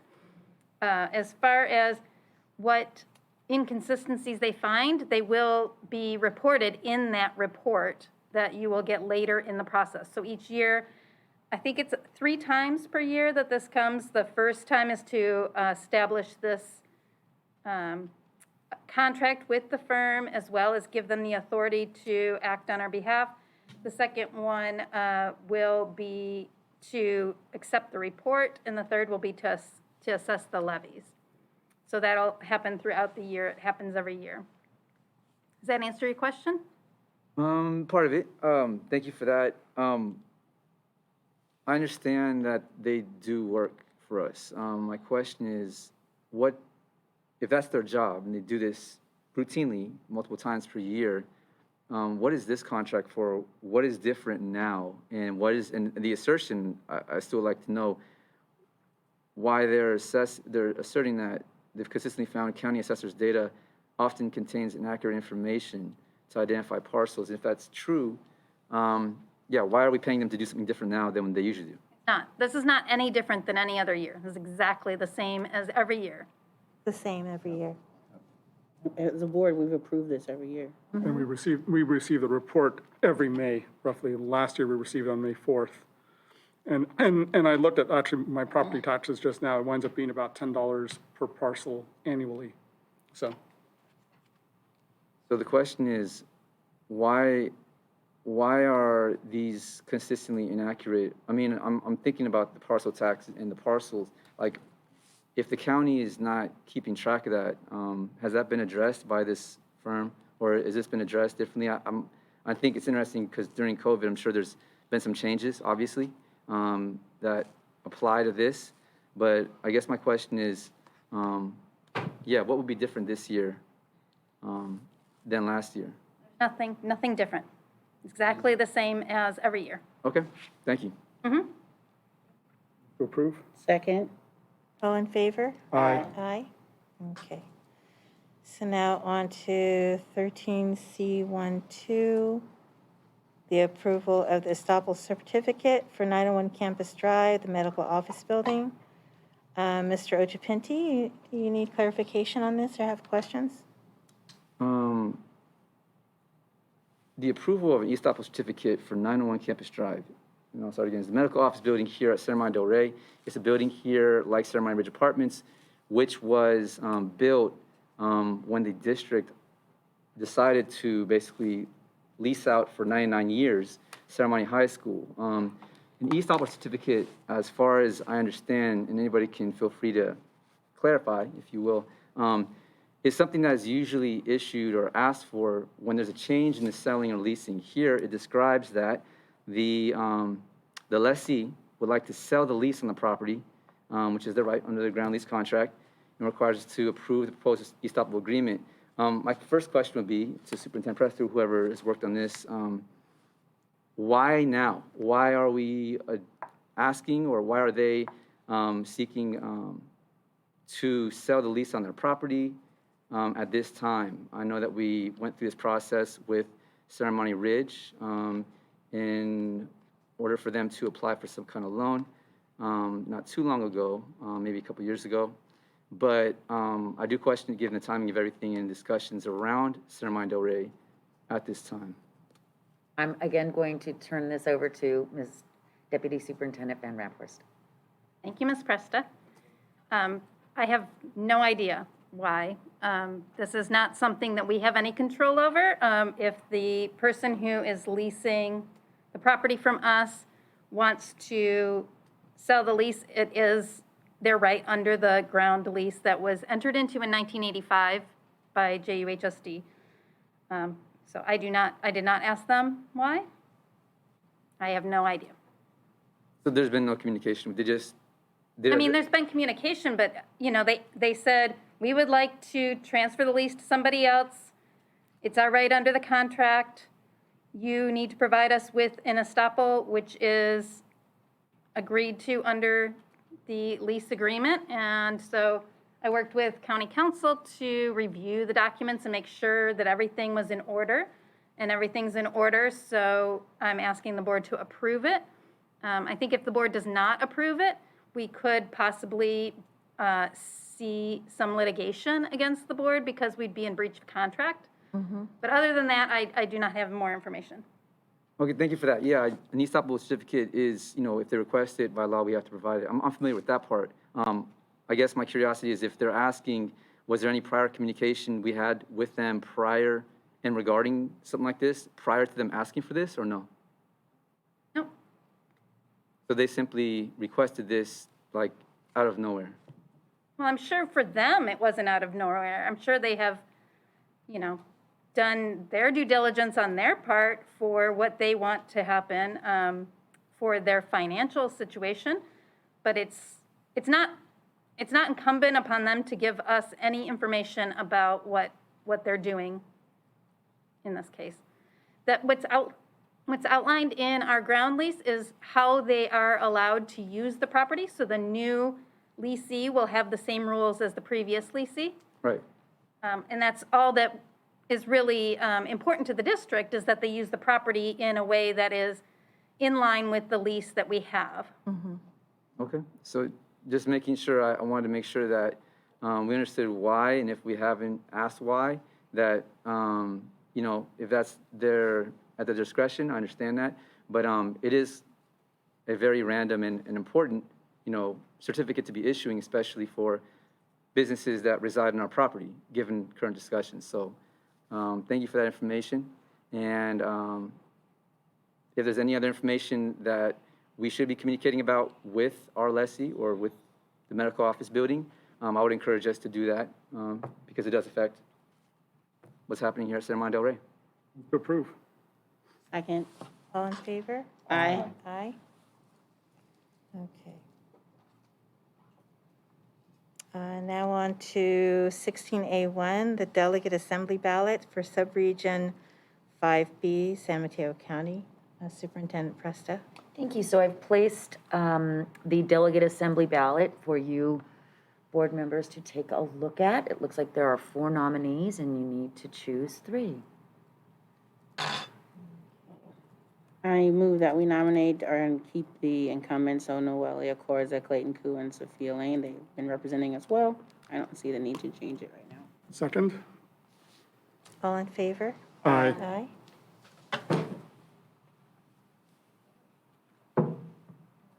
For the 16B1 job description update on the school psychologist intern. Ms. Lujan?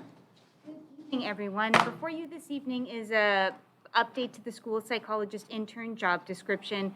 What is captured in the job description is really just some updates that the directors of special education thought would be of benefit. So there were some things that were taken out, like specifics of what needed to be kept in terms of record keeping that the interns needed to do. So that way, every time we bring on interns, we don't necessarily need to update the job description. There are no questions. Can you get a motion? Move to approve. All in favor? Aye. Ms. Lujan, 16B2, the revised 2022-23 school year calendar. Thank you. Good evening again. What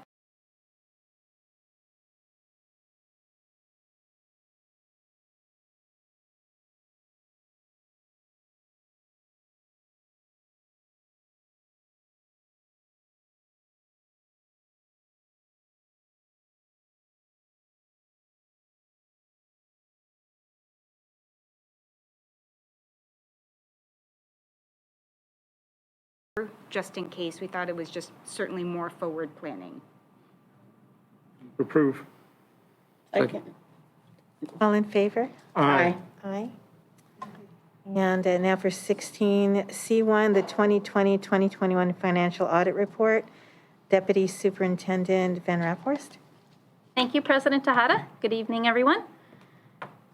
My first item tonight is the presentation of our annual audit report.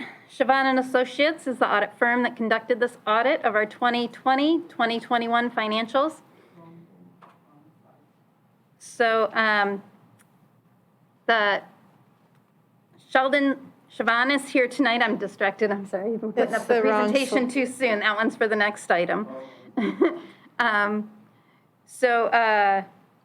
Sheldon Siobhan, who is the CPA and partner at the firm, is here tonight to provide highlights of the audit report and answer any questions you might have. So thank you so much. Yes, please.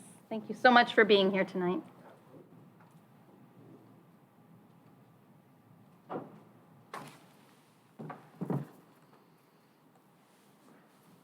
Good evening.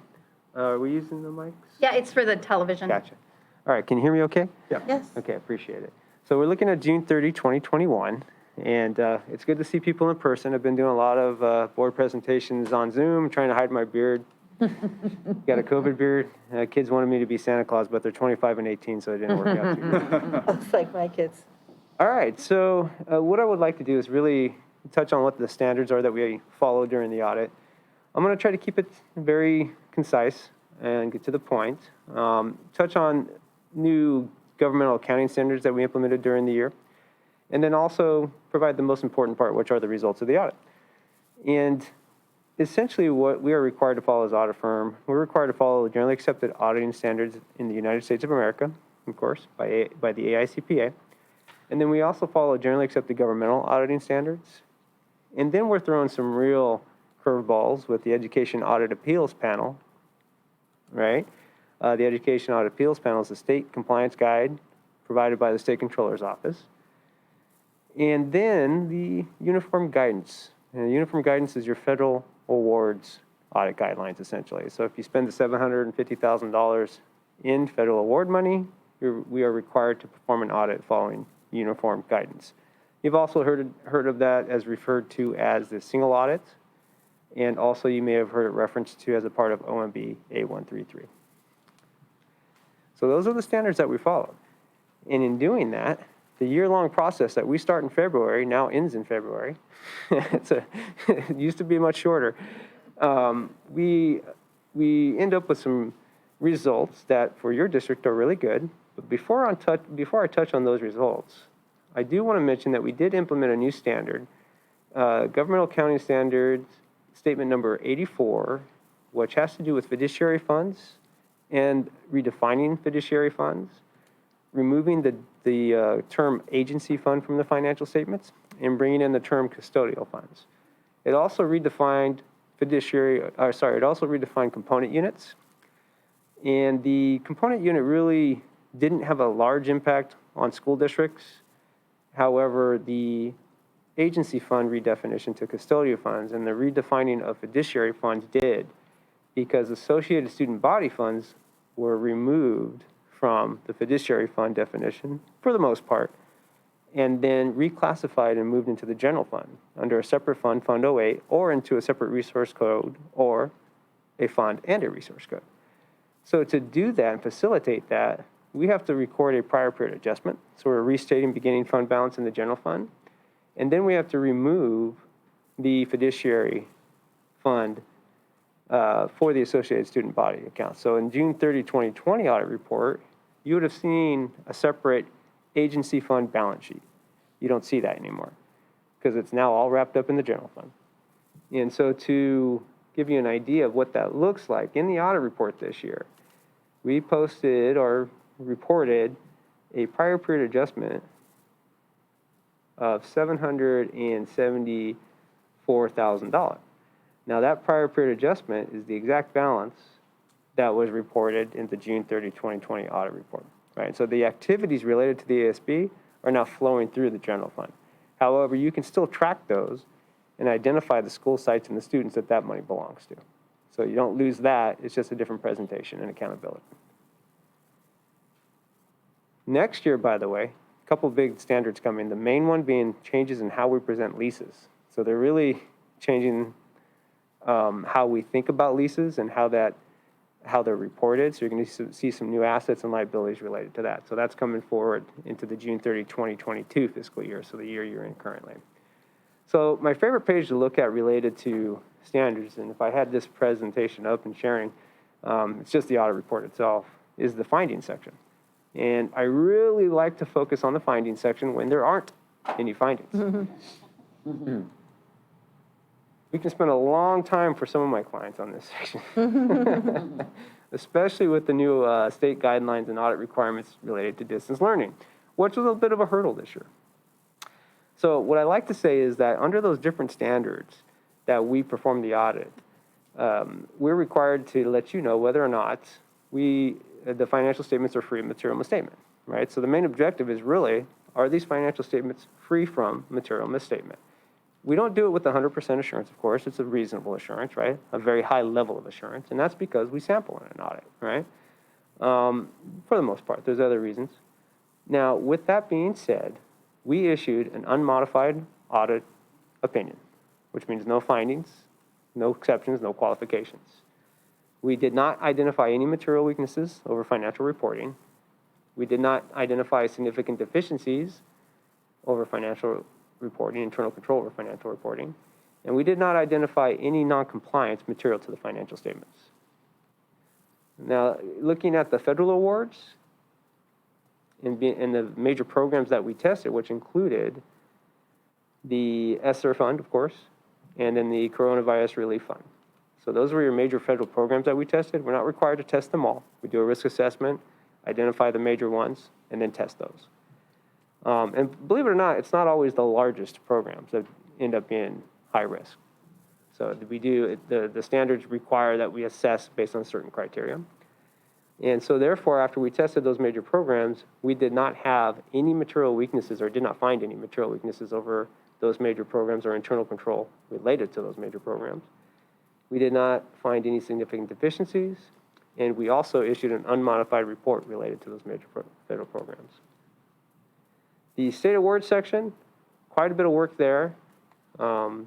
you could probably separate that audit these days. We might have to think about that going forward. But we did not have any material weakness related to the state awards, and we did not find any significant deficiencies. So in essence, what you're hearing me say is that we passed the audit. Yay! Any questions, comments, or concerns? Other than thank you to Deputy Superintendent Van Rapport for the work she's done to get us to this point. So fantastic work from you and your team. Thank you very much. And I would just like to say that Siobhan and Associates have been extraordinary partners. They truly support us as we try to figure out all the new audit standards. And, and they, of course, hold us accountable, but they also provide advice when we need it. So I really appreciate that. And I also would just like to call out Corrine and her office, too, because they are the ones that did all that tracking on the weekly engagement reports for last year and our attendance. And it's a feat. I'm really, really proud of everybody this year. So thank you. Thank you. Good job, team. Appreciate that. I mean, I would just say too that it's very helpful. This is another document that's helpful for me because it helps back up some of the decisions that we're making, especially in terms of our budget and where we are as a district that is now solidly in basic aid. And that a lot of the information here helps us track that, especially, how there's nothing really solid about being a basic aid district and how we really need to look long-term into our fiscal future and the ability to have reserves. So all of that stuff all of this information is really helpful in us in terms of making fiscal decisions. And there's going to be a lot of them coming up for the district, so thank you. Pleasure to be a part of it. Thank you very much. This is an action item. Move to approve the audit. Second. All in favor? Aye. Aye. Thank you very much. Thank you. Thank you. Now on to 16C2, public hearing for the resolution number 2021-22/11 to seek a waiver of certain ed code requirements from the SBE in relation to surplus property. Deputy Superintendent Van Raphorst. Thank you, President Tejada. The next item I have to present is a resolution regarding the Ceremony Del Rey property. So back in October, the board voted to declare 699 Ceremony as surplus. So a common next step the districts take is to adopt a resolution like this one that allows us to seek a waiver of certain ed code provisions from the State Board of Education. These ed code provisions are specifically about the way any property negotiations would be conducted. So getting this waiver from the State Board of Ed would allow us to have more flexibility and more local control of our negotiations. So for example, rather than having to just take the highest bidder, we could designate other parameters that are important to the district and important to the community besides price. Ms. Gina Beltramo, Deputy County Counsel, has been helping us with this process, and she's here to help answer any questions. She also made a presentation with me to the District Advisory Council on February 10th, and the participants in that meeting were in favor of the district pursuing this waiver. And lastly, I would say that we've also consulted with AFT on the matter, and they also have expressed support for pursuing this waiver. A notice of public hearing was posted on February 7th. So I would like to recommend the approval of this resolution following public hearing. Mr. Ochapente, you have a question? A discussion, actually. So this item is important. I don't think we should simply be fast-tracking any decisions surrounding this property. I've been saying this for almost 1 year. It was February 23rd, 2021, when the Ceremony Del Rey project was first presented to the public through a regular board meeting for discussion, information, and approval in the same meeting, which was highly inappropriate. I asked then to remove that item. This item shouldn't be on our agenda. This agenda was approved very quickly at the beginning of the meeting. I think it's important to discuss because I would anticipate there are other members of this board simply advancing and fast-tracking this project as people have for the entire year, which is unfortunate because the public hasn't had any, if not any, real input on this. And in fact, the notice of public hearing, to have this saying it was posted and that these are going to be posted for discussion on this without any real acknowledgement of our community's voices throughout this project is disappointing, and it's insulting to intelligence of our community. We know that this project is not just highly contentious. There's a lot of things wrong with it. It's a highly flawed project. I'm not sure it's completely legal. Looking at how the bond money and how our voters were asked to spend money on this project without knowing the full scope of it, that is extremely misleading, and it's unethical, if not illegal, in what I'm seeing. So to ask us to seek a waiver of state requirements that would essentially bypass actual local input and instead say that local control being the board's control, that's misleading as well. I don't appreciate that phrasing of it. We've discussed this in many meetings, this issue around it being surplus property. Obviously, with multiple educational programs running out of this facility, is not what can be or really should be considered surplus property. And the findings of our 7-Eleven committee actually stated that this land should be used for educational purposes, among things.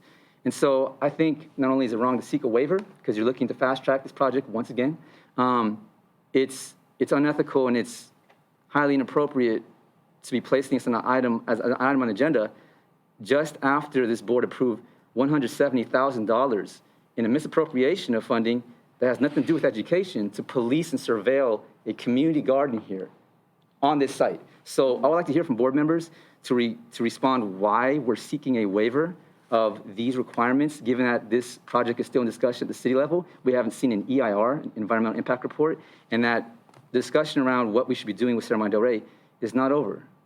Could I clarify a couple of points? I first would like to say that there is no bond money that has been used for anything on the Cerro Del Rey project preliminary plan or anything regarding this surplus property, et cetera. There's not been any bond money. And as far as, I lost my second thought, so never mind. But there's been no bond money used for this. Point of clarification, that's actually misleading. One, I think continuing to perpetuate a narrative that completely erases and omits the mention of Westmore Park is not only disrespectful to our community, but to our entire district. This project and all of the discussions that this project has included are predicated on the spending of bond money to build a new district office, for which there would be no Cerro Del Rey project if there wasn't a location for a district office. It was put to the voters specifically with the language that it would be used for a new district office. That was not clear to voters. That is very clear in terms of the conversations we've had. Hold on, because Excuse me, why are you interrupting me? Excuse me, This hold is a discussion. Because it's a Yes, discussion. no. Yes. I'm going to ask Yes. that you allow Ms. Salahunis. To interrupt you? Is that No, what you're to asking? speak. Well, because you asked a question, she answered, Yes. and then we're supposed to each get guidance from the board president on who gets to speak next. But you jumped in and spoke next. You had one question answered, so we don't get a chance to speak and ask No, questions. I'm because you're responding taking- and I was interrupted. So but if you want to interrupt me and you're going to allow it, that's your discretion as Yeah, president to mismanage the you meeting. know what? Yeah. We've heard you. We I did not finish understand. what I was saying. We No. understand. I'm So not- You Ms. don't. You did Salahuddin- not hear what I was saying. Ms. I did hear you. So Ms. Salahuddin wanted to comment, and you did say you wanted to hear from everyone else on the board. I do. So, Can you please not interrupt Ms. me when I'm finishing a Salahuddin, comment before doing that? I'm calling on Ms. Salahuddin. She would like to speak right now. I would just like to say it's hard to have a discussion because your comments are so long and you'll say things that are points of contention, but it's hard to jump in and have the discussion about what the points of contention because your comments are usually like 5 to 10 minutes long. And then we'll make one point and then you'll speak again for another 5 to 10 minutes. So it's hard to have a back and forth discussion when you're taking up so much of the air. That was what you want to say. No, that's just what I'm saying right now because I'm being accused of interrupting you and stuff, and I'm trying to explain why we have to interject. Okay, Mr. Lee. All right. We've heard everything you've said, Mr. Archipinti, at many meetings over the past year. So there's nothing that you're saying tonight that we haven't already heard. And we will disagree, period. Before us is this item that we have to deal with. We've made the votes and approved to move forward with the surplusing of this land. This is the next step in the process. I would suggest that President Tejada open up the public hearing, and if there needs to be further discussion, so be it, but we should probably at least have the public hearing. This needs to have a public hearing. So if you have a question or a comment, please be brief. I will speak unconditionally because that's my right as an elected official. Thank you, President Tejada. But I'm also the president. We're So all trustees here, we're all elected equally. We all have equal powers in this board, President go Tejada. ahead, speak. So you know. So to finish my comment, what I was saying, to clarify, bond money is the only reason we're speaking about this item on this agenda, because bond money is what started the moving or the rebuilding of Center Mine Del Rey. It originally was planned to be rebuilt here on this site. There has been nothing I've seen in terms of documentation. This is true, this is a fact, and there's documentation to show that the original plan was to be built here. Bond money was passed, and the voters were asked to vote for upgrading of school facilities. Any literature that was mailed to voters, which I received in my mail as well, shows that. So to assert that no bond money was involved in leading up to this is misleading and untrue. Secondly, to respond to fellow trustees who have been allowed to interrupt me through the president, one, we just passed a measure on civility. I have felt no Yes. civility in this meeting from Been fairly on this topic. civil, considering you have not been. I've been accused of speaking for 5-10 minutes. I barely got a chance to respond to something that was Okay. just said. You can check YouTube and you can count the minutes if you like. These are important matters that require actually more than 5 or 10 minutes. Do you And I have a understand motion? I understand that Trustee Lee is very, very impatient in terms of passing this because he wants to get to the next step. It is highly inappropriate to leave our community behind, not just here in Daly City, but Pacifica, Brisbane, Broadmoor, and Coma, to pass something that has to do with the future of our district and our city. As somebody from Daly City, I expect more from this board. I expect more from this process. This is highly unprofessional. And even if you can get away with something, doesn't mean you should. It's unethical, and I would actually question the legality of passing this when our 7-Eleven committee did not recommend we take this step immediately. You can question the legality, it doesn't go anywhere. So, I mean, you can question the legality, Do go you have a ahead. specific question for our legal counsel? We have counsel here. If legal counsel would like to speak to the legality of this entire process, I've asked these questions, and have actually been responded to with actually a refusal to provide documentation around Westmore Park, around Center Mine Del Rey project and the 7-Eleven committee. I've submitted those emails. The responses I've gotten is, can you name a specific document? If a public official is requesting from a superintendent public information is being withheld and referred to a county counsel lawyer who is then telling me in turn that I need to know exactly what document I'm asking for, it is completely disingenuous and in bad faith to work with public officials on that level. Legally, you might be able to get away with that. But a Public Records Act request under the state of California means you should be working in good faith and due diligence to do your job as county counsel, not to a superintendent alone or other board members who may be taking one side of an issue, but to every single public official who is deciding on this matter. We are public officials, we're democratically elected, and if you have something to say about it, I would encourage you to put it in writing, email me with documents that I have requested for months without me having to pursue them through other legal loopholes, because every member of this board should have access to that information, including the public, so we can discuss it before making these decisions. So with that said, if you have anything to say here on public record, I would invite you to do so. But I'll also expect this in writing as soon as possible. Trustee Archipenti, I am not going to comment on a non-agendized board item, which is what you're talking about right now. If you want to talk about the legality of the SBE waiver, it is 100% legal. Do you want to go to it so they can hear you? I'm so sorry, you won't be heard from back there. So, I mean, would you please introduce yourself? Sure. Gina Beltramo, Deputy County Counsel. All right, so. Attorney for the district. I'm not going to respond to a non-agendized board item right now. Trustee Archipenti, you can take that up with counsel at another time. As far as the legality of this resolution that's before the board, it is entirely legal. It is not fast tracking. It is actually slowing the process to take this step. But it is a step that will be for the best interest of the district to allow the district to enter into negotiations. Otherwise, there are no negotiations. You take the highest bidder and that's it. So this is for the best interest of the district to be able to negotiate with the proposal before taking it to the board for approval. And it is entirely legal. Yes, Ms. Sullivan. So I would just say that earlier in your public comments, you said that we all need to be mindful, that we all need to be, not just make accusations without evidence and back it up. But you do this consistently here, where you're accusing the district of all of these things without any evidence to show that we're doing anything wrong. One. Two, if this is fast tracking, what is slow tracking? I mean, you yourself said we've been discussing this for over a year, and it's still not complete. How is that fast tracking anything?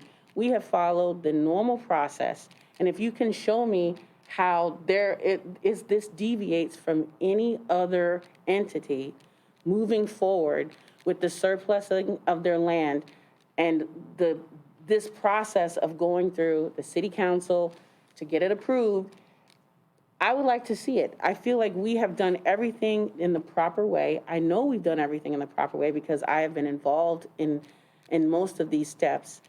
But the constant accusations that we're doing something wrong that is based on nothing in particular is problematic for me, especially since you're continually saying that you are a board trustee of this district, that I think we need to be careful when we're just tossing out accusations.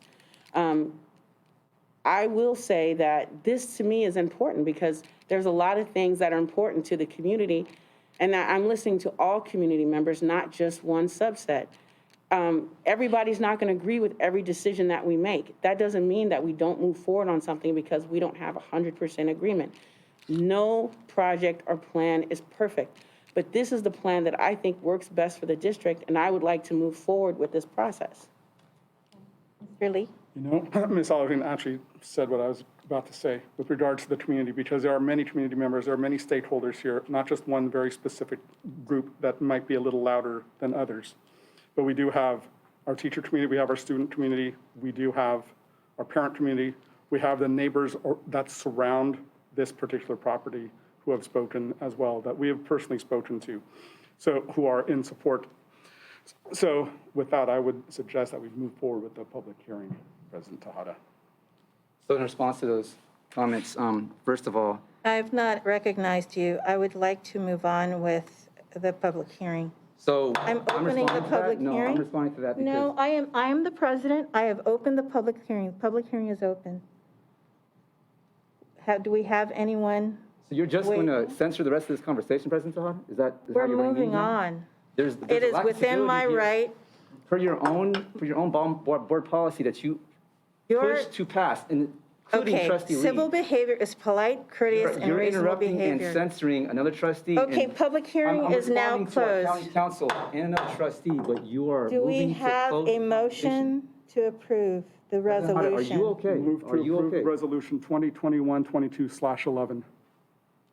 This discussion We have a is not, second? this discussion is not over. You cannot close the discussion simply like that. I can. County council had comments I like to respond to first, and a fellow trustee making accusations that I'm making accusations. If you're going to close a discussion on that tip, I have to question your roles and responsibility as the president of our board. Second. Have a roll call vote, please. Trustee Eber? Aye. Trustee Ochipenti? No. Aye. Aye. Aye. This is the most shameful thing I've seen of this board in the last 2 years. You are out of order right No. now. Yes, you have been out are. of So order for over a year, President Tejada. I am I'm not moving, sure this is you an have any action item investment in how to 16. observe civil Civility, procedure. please. I am Yes, calling for civility, and That I'm is what asking you. asking for. We've been I'm asking for asking this you. for over a year. Okay, I'm going to call a recess right now. If you need a I'm recess, calling a call recess right now at 9, I did. We'll be ready for this meeting when you're 9:39 ready to come PM. back to I'm meeting calling in a civil 5-minute way. recess.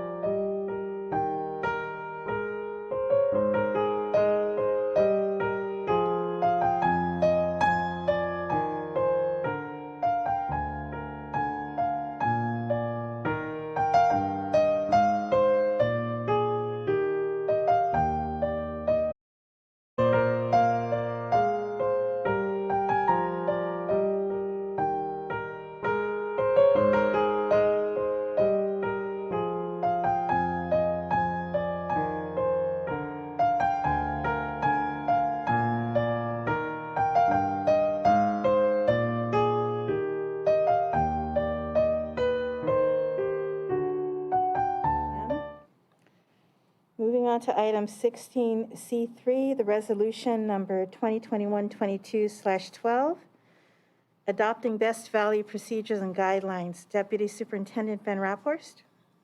Thank you again, President Tejada. The next item is about the new Adult Education in District Offices project.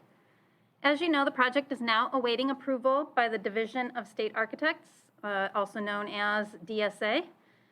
We'd like to make sure we are ready to start construction as soon as approval is granted. In order to get ready, we need to first select a construction process. So Director Phillips and I have been consulting with Ms. Lauren Chernesky with the law firm of Danis Woolover Kelly. Ms. Chernesky has a lot of experience in this area. In fact, Ms. Phillips and I even went to one of her seminars on the topic a couple of years ago. So she has been a great partner. And Ms. Phillips and I, in consultation with her, have decided that we would like to recommend the leaseback method for this project because we think it will provide the best protection against cost overruns while still preserving our ability to have oversight of the construction. So Ms. Chernesky is here to provide the board with a brief presentation on leaseback. And then you will be asked to consider 3 resolutions that would allow us to move forward with this process. Thank you for being here tonight. Thank you so much for having me, and good evening to everyone. Thank you for the kind introduction. My name is Lauren Chernesky. I'm an attorney with Danis Woolover Kelly, and I specialize in construction and related business issues. So I'm going to give you an overview tonight of leaseback project delivery, and there is probably a little more information in here than I'll get to in full detail. But I wanted to provide a good context for the board for the upcoming items that you will be considering. So tonight we'll briefly discuss what is leaseback, recent legal developments within the last 5 years or so, procurement process overview, and then advantages and considerations. So if you could go to the next slide, please. Thank you. What is leaseback, which is going to be referred to frequently as LLB, just shorter, easier to read? Well, it is a project delivery method, which is a way of organizing the design, construction, and completion of a particular work of improvement, a construction project. And here we have in the image on the right a very high-tech graphic that I made in Microsoft Word. So we have the district in blue will execute a site lease of the unimproved property, and that's depicted by the very high-tech angled square there. So you can think of that as an empty field, but just so that everyone is aware, leaseback is completely compatible and usable with a piece of property with existing structures. In fact, you can, and I've worked with districts who have used leaseback to modernize and upgrade existing structures. You can also use it on new construction as well. At any rate, you enter into the site lease. That gives the builder the right to access and utilize the property. Builder then constructs the work of improvement according to the plans and specifications that the district has issued and approved. And here you see that delightful schoolhouse building. At the end of construction, the district will have completed tenant improvement payments for the value added to the property that the builder did. And then the builder, once that project is done and completed, and the board has accepted it with a notice of completion, the builder will lease that improvement, the facility, back to the district. And that's where we get the lease back. And you do that with a aptly named facilities lease. If you could, next slide, please. So we will have 2 key documents for a lease back project delivery procedure here. You'll have a site lease, you will have a facilities lease. The facilities lease will be the meatier of the 2 documents. It will have all of your construction terms. It will have general conditions, special conditions, other project documentation that you would see on any type of construction project. It's very comprehensive, and the district will be providing that level of detail to a builder who will need to build in accordance with the district's plans and specifications. So you will not run into a situation where the builder is building something that is not what you want. For a facilities lease, importantly with leaseback, you are permitted to use pre-construction services. That is not available under a traditional design bid build project delivery system. The reason it's available under a facilities lease is because the legislature specifically drafted a new law which said we will allow this. We see this as a benefit of leaseback. And when I say pre-construction services, I mean that your builder will be under contract and they can provide design or input on the design before construction begins. They can review it and say, oh, we think this could be a constructability issue in the field, and work with the designer to get one part of the design revised or amended prior to being out in the field and having the issue come up while you're already in the middle of construction, which can take more time and take more money to fix. They could also conceivably provide value engineering services if that's something the district is also interested in. When, as I said before, when the district occupies the facility, we enter into the lease back period. The district at that point will be making its lease payments to the builder developer, and that is the financing portion of this deal. Once the district's lease payment is complete, the lease back period extinguishes. The facilities lease and the site lease are coterminous. They both end, and the district is left with the property that it originally owned and continues to own, and it now owns the improvement that is on the property, which here, again, that lovely school building that we have. Next slide, please. So lease-back contractual structure, this will be very similar to design bid build in the sense that the district will contract directly with the designer, and already has in fact, and then separately, the district will contract with the lease-back builder or developer. That lease-back builder is just like a general contractor. They can subcontract the work out to others in accordance with the contract documents.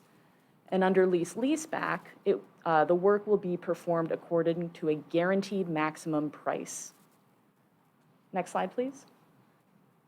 So we've talked a little bit about what lease-back is. And when people use the term, sometimes ears prick up and they think, I think I heard something about that. So I wanted to talk about what you might have heard, which is for a long time, lease-back wasn't in the courts, it wasn't in the news. And frankly, it's only really been in the news if you are a legal buff, such as myself. But in 2015, a case came out called Davis v. Fresno, and that was when one of the courts in California took a look at a particular lease-back arrangement.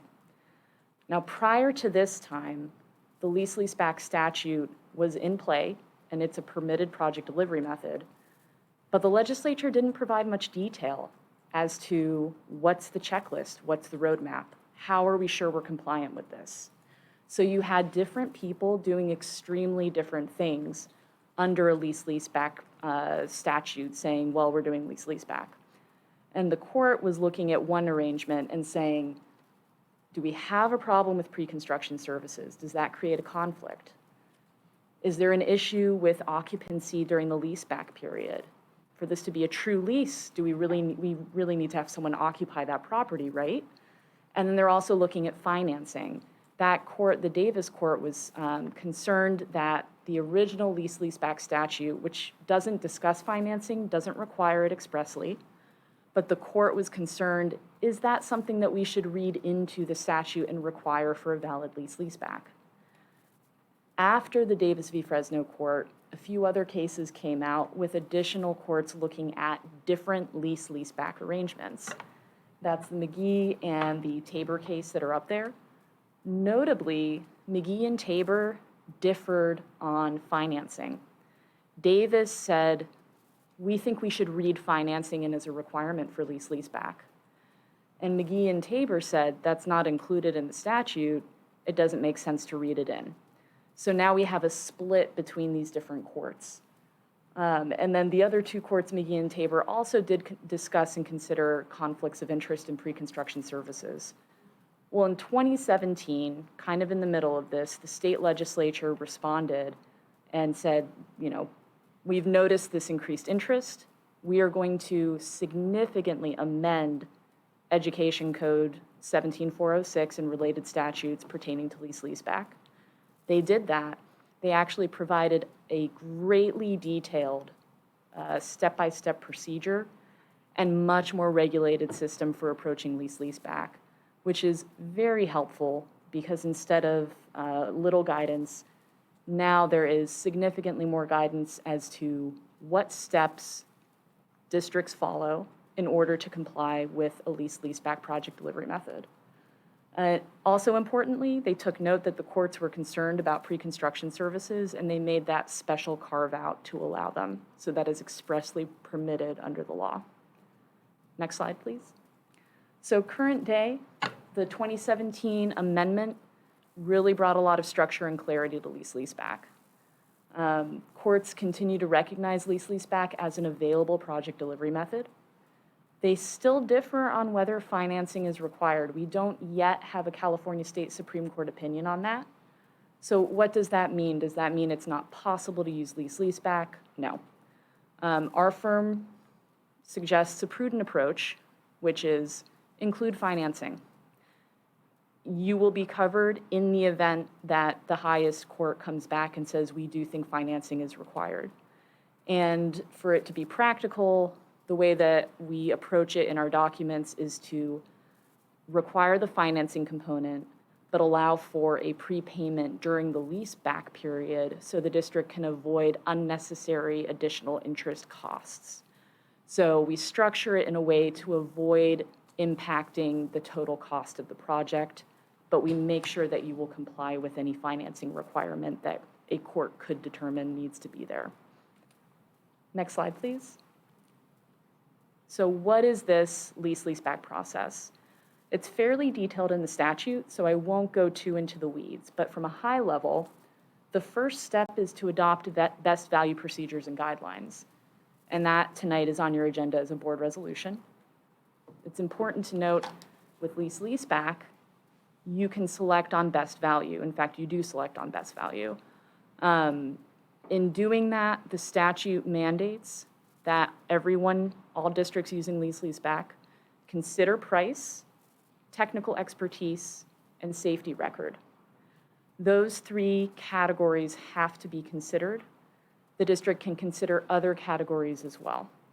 Occupied sites, DSA-specific work, projects of a particular dollar amount or size, a variety of different categories or concerns that staff can hone in on to make sure that truly the district will be getting the best value for this particular project. Step 2 is to pre-qualify interested proposers in accordance with, and I apologize, that should say Public Contract Code Section 20111.6. Instead it says Education Code. It should be Public Contract Code. And that is the mandatory pre-qualification statute. Now that is required under Education Code 17406, and that is the same process of pre-qualification that can be utilized on a hard bid or any other type of project. You are looking at categories of information identified by the Department of Industrial Relations to ensure minimum qualifications for any contractors who submit a bid or a proposal on your job. Things like, are they licensed as a contractor? Have they had a lapse? Has anyone at their firm been convicted of a felony? Things of that nature. The next step after that is to prepare and then publish a request for qualifications and proposals. So this will not be hard bid, it's competitive procurement utilizing best value evaluation. Similar to hard bid, the RFQP must be published in a newspaper of general circulation.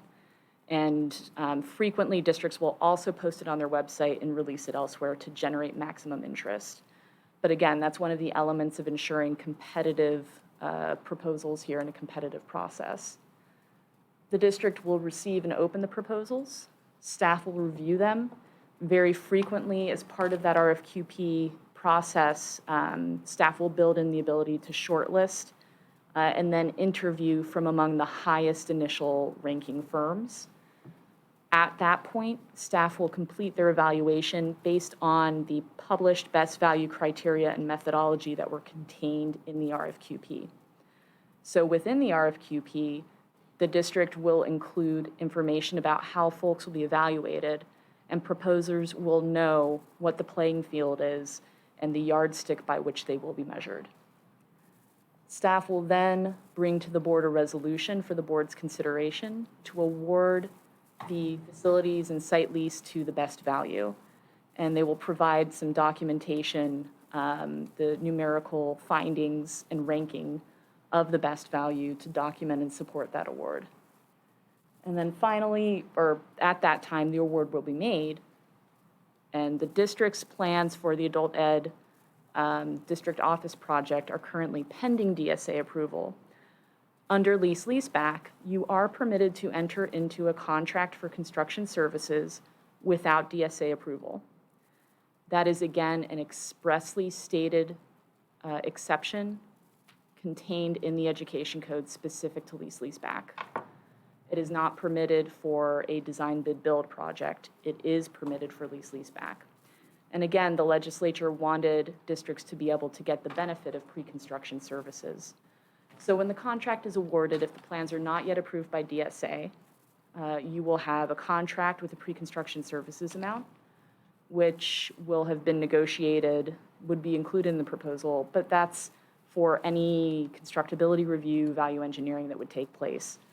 When the plans are approved, your selected builder will use those to prepare their guaranteed maximum price. And they, in fact, are required to comply with Education Code 17406 in how they procure their bids, particularly from subcontractors. At the end of the day, the district is permitted access to the information underlying the GMP. So the district will basically have an open book process where staff can take the GMP, drill down into it, and say, I'd like to see the bids for that electrical work. I'd like to see this here. And it's really additional insight into how the GMP is put together. And the GMP, because of this arrangement and this approach under lease-leaseback, and because contractors can get on board a little earlier in the process, typically they have more information when they're putting the GMP together. So it's very different from what a hard bid would be. And the district will be entitled to more information. So finally, the GMP is presented to staff, staff reviews, and then amendment comes before the board to insert the GMP and also finalize the lease back payments and other details in the facilities lease. At that point, you're ready to start construction. So there's some lead up, but we'll talk about some of the benefits next. And before, actually, I won't go into too much detail. This is a sample timeline. We've gone from that first blue vertical rectangle all the way down to construction starts. And that's just kind of a long step-by-step process. There's a lot of detail there that we haven't even covered. But this is kind of, one sample of how lease-leaseback works. And you see at the very end, the district will make lease payments during that lease-back period, and then both leases terminate. And if you go to the next slide, please. So the advantages of lease-leaseback, and this is just with comparison to your standard design bid build. Best value selection. It's not just lowest price. It's what is the best value to the district. You can look at anything that's unique about your project, unique about your site, unique about your needs. That allows the district to come away with the best fit for their project. Cost control. As I noted before, the GMP is prepared once your builder has a little bit more information. Additionally, the district has access to significantly more detail under the GMP approach than you would with a hard bid. Constructability review, value engineering, to the extent you have those in before the plans are finalized, that can be a cost saver. Even the ability to start looking at that so that they can quickly address things after the plans are finalized is helpful as well. And then schedule control, this is wrapped into that pre-construction service. It's much easier to fix something on paper than it is when you're out in the middle of a field and you have to reschedule everyone to come back out and, delay work for a day or a few days even. And then generally, because of this structure and this regulated procedure, it tends to be a less contentious relationship with the builder and more of a collaborative partnership. And, I can't tell you exactly why that is. That is my experience with this method.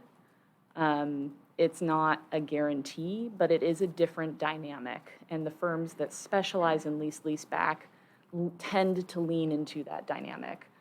Why is that important? Well, it's much easier administration for the district, which equals saved time and saved money.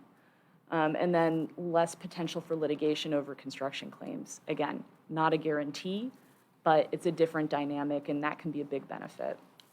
Next slide, please. Finally, what are the considerations? There are considerations. First, lease-leaseback does require minimum levels of skilled and trained workforce. Those were instituted in 2017 with the amendment, and they have escalated over the last few years. They've reached their maximum amount now. So it is a concern, or at least something to think about is, well, that is a requirement. Is that going to be a problem? I think this consideration has faded into the background a little bit because the skilled and trained workforce requirements have been known for several years now. They have been something that is out there and that multiple projects and districts have not had significant issue with. It is something for the district to be sure their builder complies with. But I would say that consideration fades a little bit into the background at this point. It was more of an unknown in 2017. And then another consideration is the quote-unquote higher upfront cost, which is to say, your GMP could be higher than if you put this out to bid. I couldn't tell you for sure, I don't have a crystal ball, but the GMP is based off of more information. And frequently, GMPs will have much more detailed allowances, which, if unused, the money reverts back to the district. And there might be different types of contingency that your builder who has more knowledge of the project wants to include. Again, you're starting with a potentially slightly higher number, but one thing to keep in mind is with low bid, what you start with at the beginning is not necessarily what you end with at the end of the project. For a variety of reasons, you could have significant change orders during the life of your project. There's no guarantee you will not have any change orders with lease-leaseback, but the way a GMP is prepared is different than a hard bid scenario. So that's something to take into consideration. And if anyone has questions, I am here to answer them. Thank you for that. That's really, really helpful. You had me actually at pre-construction services for that, because rolling that in was really just, that's actually a really huge piece for me. A couple of quick questions, though. First off, what is the typical length of the facilities lease after construction is done? It can vary. Our documents and when I've worked with districts, the default, I would say the starting point is 12 months. Okay. And after the first month, so you'd have construction ends, the district approves, the board will approve and accept the project formally through approving a notice of completion. Then there is a maximum 60-day period during which retention gets released. After that 60-day period, the district's lease back will start. And within 30 days, that first monthly lease back rent is due. Okay. And the district has the option at that time to prepay the remainder of the lease back. So could be 12 months. Okay. You could make it longer the district could make it longer if it would like it longer. But there is the option to prepay 1 month in. And that's typically a fixed rate at that point? Or is it a fixed monthly fee, or it can vary, or? The leaseback payments are the financing for the project, Right. and that gets determined on a project-by-project basis. Depending on the project, sometimes that amount could be calculated as a percentage of the project or a percentage of fair market value for renting some similar facilities. That's not always an apples-to-apples comparison, so it's tailored project by project, but it is known upfront and will be inserted at the time of the GMP amendment.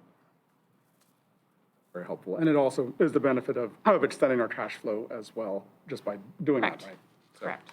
okay, that's great. Thank you. This is really helpful. Great presentation, and it just clarifies for me some of the questions I had about the delivery method. Thank you. I think Mr. Ochapente had his hand raised. Yes, thank you for your presentation. First question would be, so with lease-leaseback agreements, for clarity, would this allow the district to avoid competitive bidding? This permits the district to engage in competitive best value procurement. It would not be a hard bid process. So it would mean that our district is going to avoid the traditional competitive bidding process. The district would not be utilizing formal bidding under Public Contract Code 20111. You'd be using competitive procurement that's authorized under the Education Code. Thank you. This sounds like an alternative route to the bidding process that has existed for these contracts traditionally until recently, yes? No, the amendment to lease-leaseback was recent, but it was in the Education Code for substantially longer. Yeah, I know this has been on the books for a while. The reason why I ask is because competitive bidding is important in public contracts, as we know. Secondly, you did mention that this has been referred to the Superior Court here in California. Is that correct? You said that this is currently the case is Fresno, Davis versus Fresno Unified. Is this the one you're referring to? Yes, there was a case, Davis v. Fresno in California. It is currently being reviewed where? It went up for appeal on certain items. I don't know its status right now. Okay. I'm just looking over it. Thank you for mentioning that. Appreciate that. That's important, I think, because I have questioned the legality of this entire project. But to this point, there have been many inconsistencies and I think just legal loopholes that have been exploited by our school district. I am one trustee on this board who is not in support of essentially starting a real estate business here at our district office and adult school and GED school site, which houses a lot of programs here for the community. My concern revolves around why we're approaching a lease-leaseback approach when we haven't consulted the community fully on where we are with this process. Per the last item, which I believe you were here for, that discussion has not been ended. In your experience, I guess my second question would be, how often do you see a lease-leaseback agreement implemented in these circumstances? I just want to make sure I'm clear about one thing, which is lease-leaseback is legally authorized by the legislature, and it is a legally permissible project delivery method for the district to consider and to use if the board chooses to do so. None of the cases I've mentioned have considered abolishing lease-leaseback.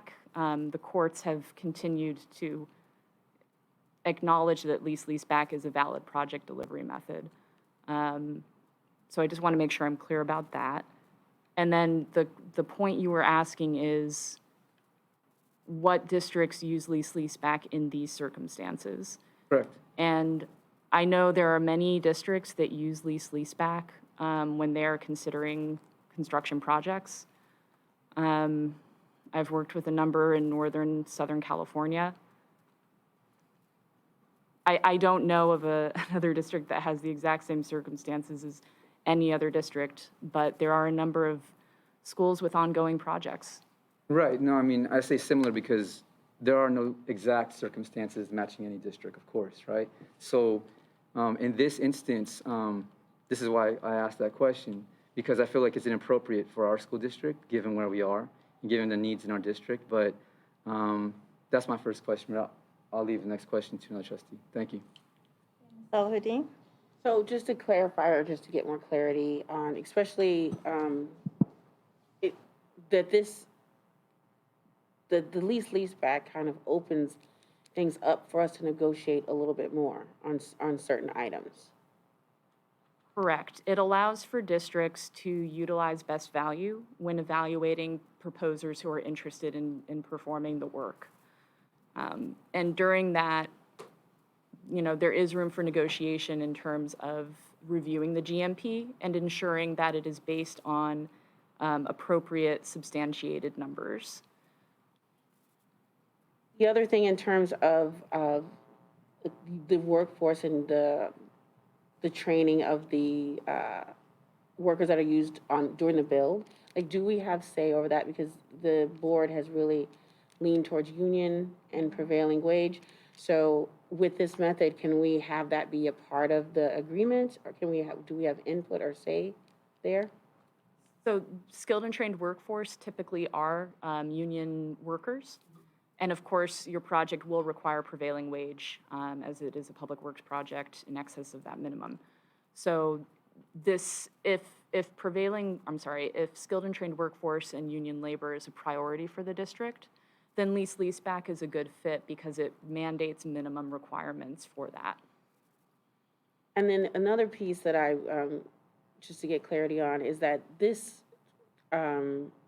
lease-leaseback system seems to help alleviate some of the burden and stress that these construction projects especially put on our deputy superintendent, like that a lot of the work would be, the management of the project would be largely to the lessee now, so that the deputy superintendent wouldn't have to be along with our head of construction, have to spend so much time overseeing it. I know we'd be involved, but it would still, the responsibility and burden would fall on them, and then it would come back to us. How does that?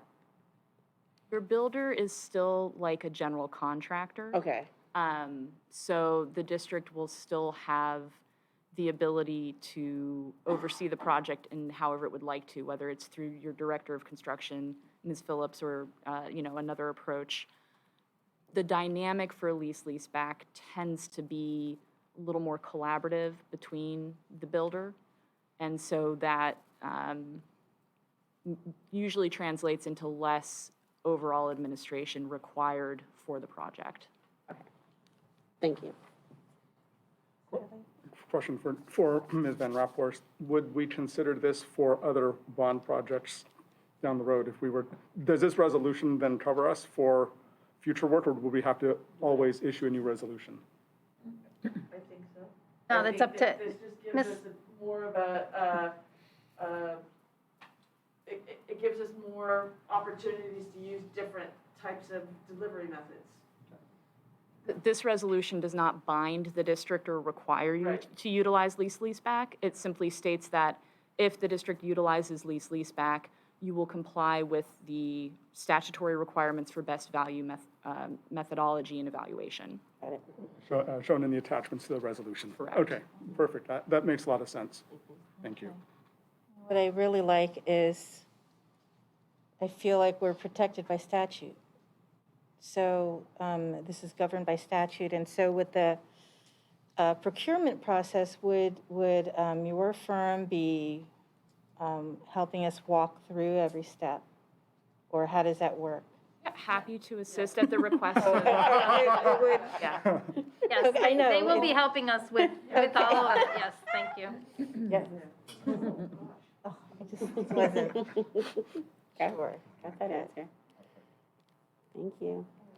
We need a motion. Move to approve resolution 2021-22/12. Actually, I had another question. Okay, I'll second. I'll entertain a question if it's brief. Entertained, thank you. Yes. So the question is this. In your experience with working around lease-leaseback agreements, is this where a school district is interested in starting a business using its property? That is not my experience with lease-leaseback. In your experience, is lease-leaseback a way for districts to make money off of their school property? That is not my experience with lease-leaseback. In your experience with lease-leaseback, why do school districts enter lease-leaseback agreements to generate profit? School districts do not do that. That is not my experience. With respect to this project has been discussed by other board members almost in its entirety in terms of the sole purpose to generate revenue for our district, to fund other parts of our district without providing any real numbers in terms of what's being negotiated, even though we haven't reached a negotiation point, as you've mentioned here, that will be a later part of the process. So knowing that our district is looking at making money through this agreement, would you recommend, or are you saying that our approach is inconsistent with your experience? I think we've veered into a topic that's not related to the best value procedures and guidelines. So with respect to that, best value procedures and guidelines in your presentation, it described the procedure by which our district would be able to solicit bids or control bidding for contracts under our discretion without going to competitive bidding. Is that correct? No, the district would follow the education code, which specifies a very regimented requirement for competitive procurement, including public notice, just like with a hard bid process. In that process, there is a change to the competitive bidding process, which is why lease-leaseback agreements exist and why they've been disputed in the courts. This is something that we know because you've shown the legal timeline of these discussions, including court challenges and appeals. So what I'm asking is, and here's what I'm saying, our district entering a lease-leaseback agreement, you're telling me that the purpose of this process is not for a district to make money. Am I clear? Are you saying that?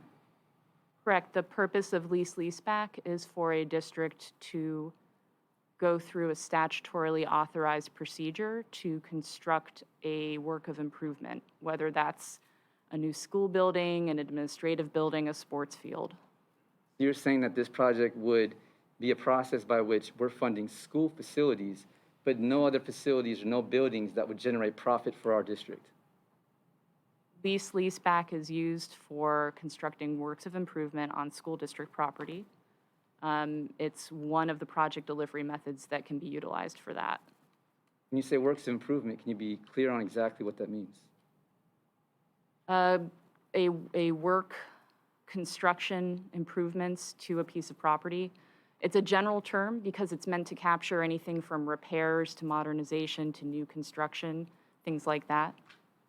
But lease-leaseback is focused on construction.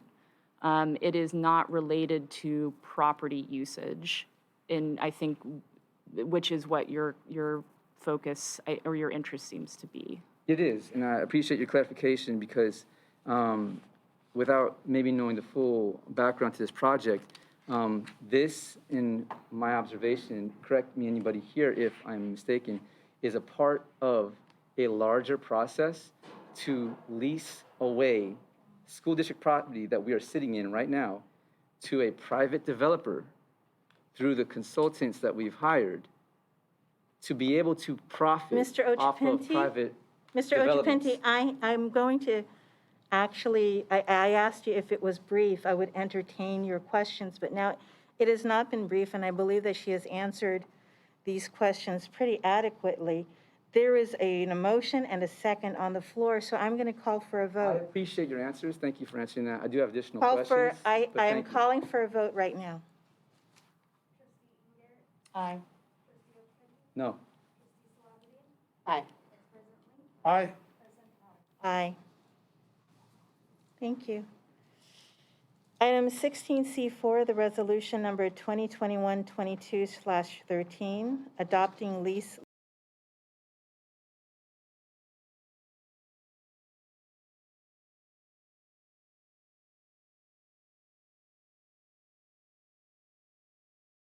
To approve this item, can we have a little discussion on this? Ask your question. Does anybody have any questions about this, first off? I don't want to be the only one to speak. I know people were concerned about that earlier. I do not have a question. I think you are confusing project delivery method of construction with the work that we're trying to do at Ceremony Del Rey as well with that work. What we are doing, talking about specifically, previous item, this current item, and the next item is very specific to the construction delivery method. In this case, we're discussing it for the adult education building and the new district office, but as Ms. Van Rapport has said, potentially for other work that we might do in the district with the bond that we passed in November of 2020. So all we have done is now allowed and given the district the ability to have a new way of financing construction projects that are legal within the bounds of the educational code, as I understand the presentation. That is all that we are discussing. Anything else that you bring up is stuff that you have already discussed ad nauseum at pretty much every meeting that we have discussed construction or real estate. So at this point, if we're going to have a discussion, we should be discussing the pre-qualification process for contractors, the actual document that's before us, not whether we should be building at Westmore Park or not. Because we already know where you stand, and you've already said it multiple times this evening, and it's 10:30. We need to stick to the agendized item, and so that is this particular resolution. If you have a question on the resolution itself, Yeah. want to have a discussion, this is the discussion right now. Yes, I just want to note that Trustee Lee did not speak to the item. When he spoke, he was speaking around the item in regards to something that I hadn't even spoken about yet. So on this item, which I will begin to speak on now, this is the resolution for adopting a leaseback pre-qualification process for prime contractors. The one thing that Trustee Lee did mention was that this is potentially for other work. I think it's important not to omit those important details, the fine print in anything, whether it is an election ballot initiative, which has legal precedent, and Never happened. these are, excuse me, please don't interrupt when I'm speaking on this. This is like the third time that's happened today. So when Trustee Lee was mentioning If you this, say something false, I'm going to correct it. excuse me, you haven't said a lot of things that are accurate in quite a while. So let me respond to what he said first. Okay, And no, can we, no. let's just call for civility. No, yeah, call for civility. Excuse me, Okay, you're letting her so- interrupt me and I'm say sorry. things without checking what Go she's ahead saying. and, go Is there a ahead reason why and you continue. is there a reason why you only assert I am when I'm calling speaking? civility for everyone. It doesn't seem that way. So let me please I'm continue what I'm sorry. saying. Thank you. So my question is this. First of all, Trustee Lee, I know you mentioned that I speak on these things. I think ad nauseum is a disrespectful way to characterize that because these are important issues in our community. I was born and raised here. I care about every part of our district. And so when I think about Westmore Park and Ceremony Del Rey, for me, as a former student, volunteer employee, and a current trustee in this district, all these questions require extensive deliberation. And so that's my first point. The second is, I haven't heard you ask almost any questions from the people presenting on these issues, which disturbs me because if you have experience in this field and you've been entrusted to work on these committees, why you're not asking zero questions and completely fast-tracking it to avoid any discussion raises concern as a public official He asked and as a person. questions. He did ask questions. Rarely over the past year have I seen him ask But critical we're only questions talking regarding about these this projects. item. We're talking about this. So please don't Okay. mischaracterize what I'm saying. I need to get everyone's attention, please. I need to get everyone's attention right now. We're not going to talk over each other. Yeah, can you please correct This people who are is- talking over me? I'm talking to you as well. We're all talking over each other. Let's not do that. So this is the resolution. This is the discussion. So if you have a pointed question, please ask it. If not, Yeah. there is already a motion and a second on the floor. And I am going to call for a vote unless you have something pertinent to So- ask. The first part of pulling an item, an action item, is calling for discussion, not calling for a vote. This is not pulling an item. This item, this wasn't pulled. This item is on our agenda as I an see action it. item. You immediately went to call for a vote, or at least it was It's motion. an action item. It also requires discussion. This is an important item, as fellow trustees have noticed. Let me ask my question, if you don't mind. First, this is part of a larger process for approving this project at Ceremony Del Rey, which does include the moving of the district office to Westmore Has Park. nothing to do with Ceremony Del Rey. Does not have Has anything to nothing to do- do with Ceremony Del Rey. So Ceremony why are Del we Rey. approving a pre-qualification process for prime contractors tonight at a board meeting when this discussion has not heard any So that public we input can tonight? build the district office and the adult education program through this process at the property at Westmore. Okay, Mr. Lee. Let's make this really general. This process is not site-specific. All we're doing is approving a construction delivery method without regard to the location of the project. We could be approving this we could have done this for the new theater at Westmore a few years ago. We could have done that. We could be doing this for Chemistry new wing at bathrooms. Oceana. Exactly. So this, all we're doing is talking about a way to build buildings. And we'll have future work. You know, you talked about the need for future work at some of our schools. We'll have future work that we'll need to do at our schools that we know that needs to happen. We have the facilities, a survey, an assessment happening right now. So when that assessment comes back, we could use this process to do the work that we need to get done from the community input that'll be given for the facilities work. That's what this is for.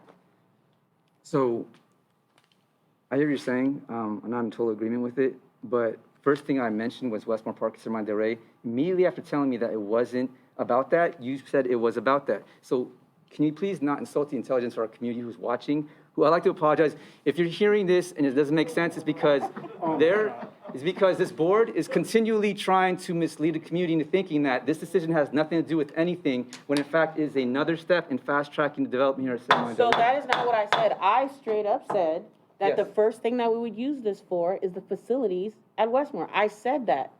So I'm not misleading anybody. You are, because you're saying we didn't say that. I just said it.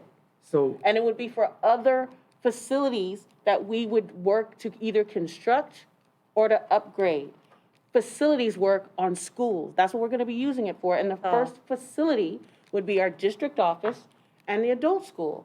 So, first of all, you didn't correct Trustee Lee. You're trying to correct me when he was trying to correct me on what you were saying. No, So I because think it's- Trustee Lee didn't call us out into the community and say that we're trying to mislead everyone.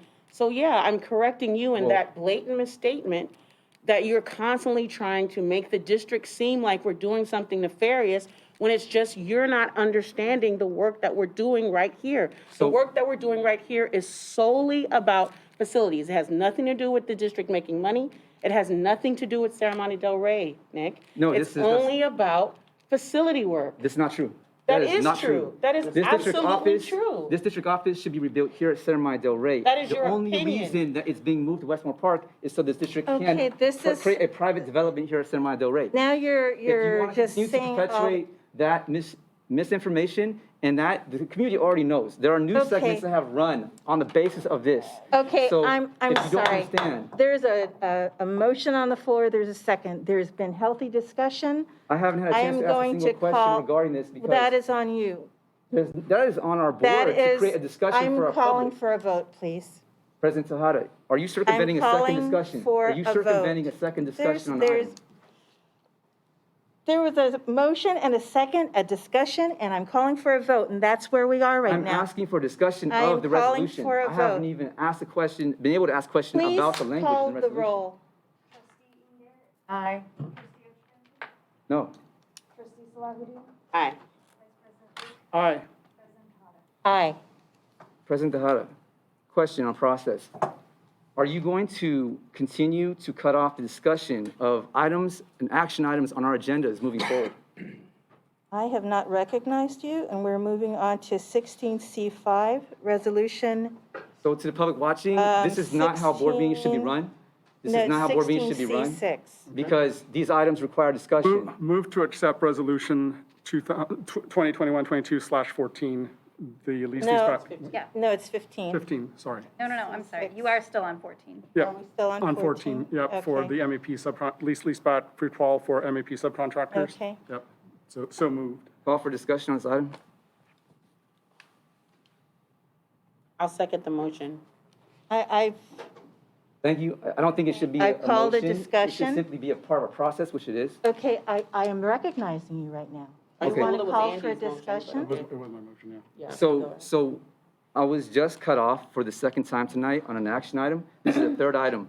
I'm asking for some civility. I will facilitate discussion if nobody else is willing to, but I would like to hear a healthy discussion on these items and what they mean for our district. It's hard to be civil, right? You're calling for civility while at the same time telling the camera that we're intentionally trying to mislead the public. So if you're calling for civility, call it for yourself as well. Like that, I don't see how that's civil discourse, Nick.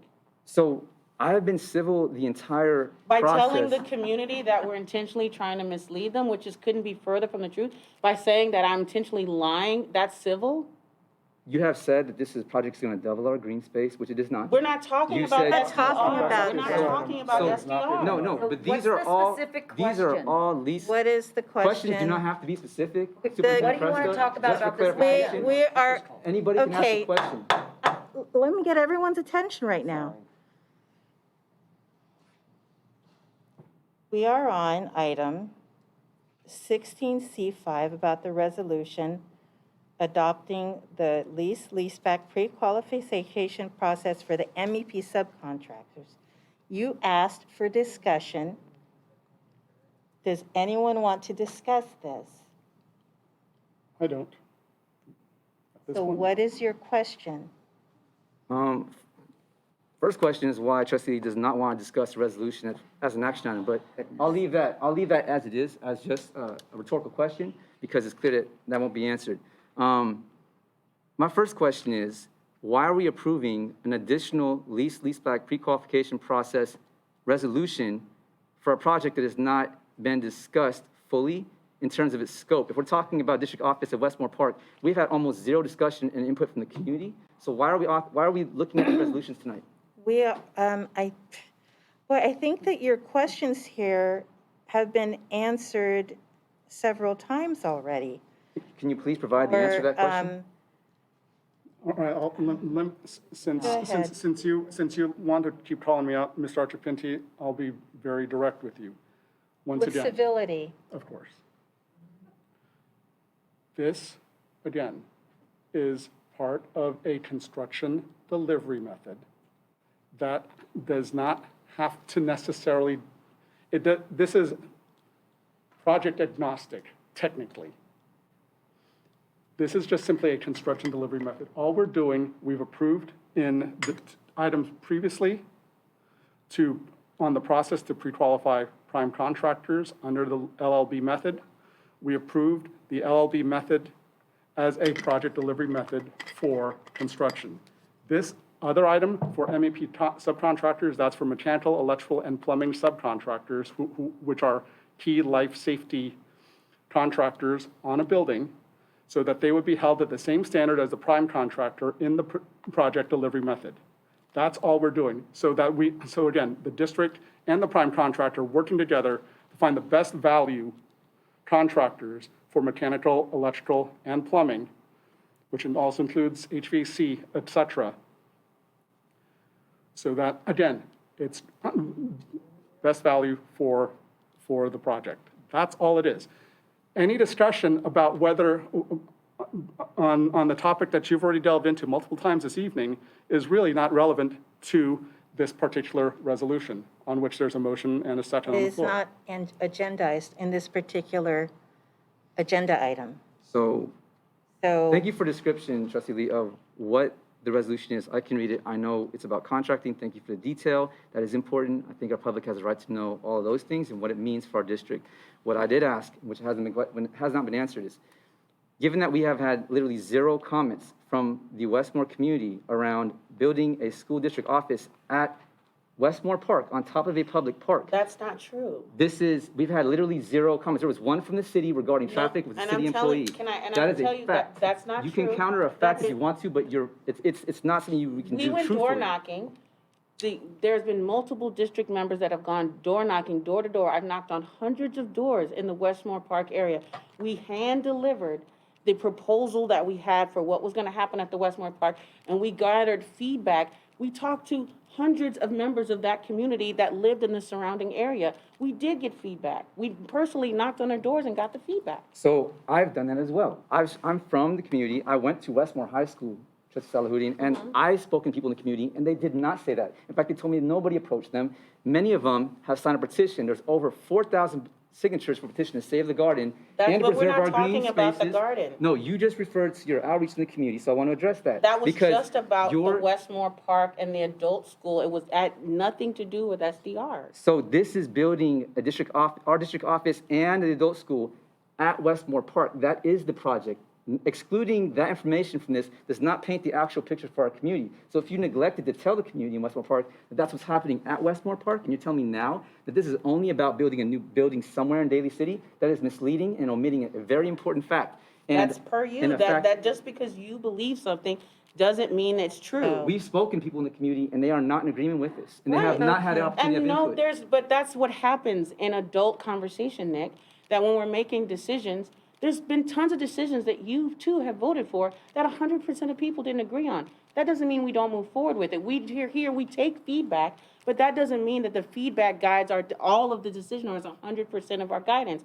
We also take into the experience that we have as board members, our fiducial and financial duties to the district, that we need to be stewards for our teachers and our students and do the best thing. We take all that information in. So that's one part of the process. And we have been a part of the process. So for you to continually say that we haven't done something, that we have, and we've also said if we haven't done it in a way that you find satisfactory, organize a meeting. Instead of constantly complaining that we don't do something to your satisfaction, be a part of the solution. Organize a meeting and we'll show up. And you have yet to do that. But you come here constantly and accuse us of things instead of working with the board and being a part of the solution. Be a part of the solution. Okay, so one of the things that we say in our community in activism is don't be a part of the problem, be a part of the solution. Right. Something I learned as So an organize activist. the meeting the community So, outreach, excuse and me. we'll come and show up and So do first it. of all, this isn't about me. This isn't about you. It This is about this you, no, because this is- you're constantly no, the this one is- accusing us no, of doing the I'm not things. accusing anybody, I'm stating facts. The community was not outreach to. Take that and think about it and let that sink in. And the community watching It's this not too knowing. late to do the outreach. So Organize something and we'll show up. So here's what I'm saying is you constantly accuse and make things up about the way I'm approaching things without even asking me what I'm doing. You're telling me what I'm saying on a public meeting, and you're not admitting to or even owning up to the lack of outreach to our community that is clear and it has not been accounted for by the city of Daly City hasn't seen it. We haven't seen it. The community has spoken up. And I will say this. It's not incumbent upon any one trustee to do all the work in the community. Our community needs to be able to have the opportunity to speak up. So my question was, why are we fast tracking all of these resolutions for something the community has yet to have input on? Because we haven't had the input tonight. That is Nobody agrees that it's fast tracking. We've Right. been working on this for years. Yeah. Right. And then we have come to board meetings, and we have come to closed session, and we have put things in the weekly updates, and you have not ever once directed one question to me or Ms. Phillips, like on email or following up or prior to a board meeting. So, you know, it's very difficult to see this as anything else but trying to perform for the public. You know what? And there's That no is way to completely answer a false. question that's No, leading is- like that. That is completely false because I'm the only trustee who actually asks questions on these matters most of the time. So to say that and to say that I'm not asking questions to you per email, this is a public meeting. Our job as public trustees is not to ask, You excuse me, let hold on. me know ahead of time that you're going to ask a question, I can be better prepared to answer it. This is to why ask why are we fast tracking something, which was your question, It's not a is real not question. a question that I agree that it has been fast tracked. And legal counsel has walked us through all of these things along the way. So we have been complying with everything that is required. So this project has moved along for the past year during a pandemic, when there's been very little opportunity for our community to get involved. It brings up- Talking about SDR though. I have really This is got part to, of that I've really got to bring us back. I've really got to bring us back to this item. Mr. Lee had his hand raised. Is there something you would like to add? The only thing I'm going to add is, again, the only thing we're discussing is a project delivery method for the MEP subcontractors, and that they would, that we would approve a resolution so that they follow the same process as we do for the prime contractors. There's been a motion that's been seconded. I think we should have a vote. There's a motion on the floor. It's been seconded. Ms. Johnson, would you please do a roll call vote? Trustee Inger, aye. Trustee Ochipente? No. Aye. Aye. Aye. Now on to item 16C6, Resolution 2021-22/15, directing preparation of the 22-23 annual report of the Maintenance Assessment District. Thank you, President Tata. As mentioned earlier, each year, in order to maintain our participation in our maintenance assessment district, we need to take board action. There's a resolution before the board to approve the preparation of the annual report. A motion to approve? Move to approve. Second. All in favor? Aye. Aye. Resolution, item 16C7, Resolution 2021-22/16, establishing Fund 63. Thank you. For my last item tonight, one final resolution.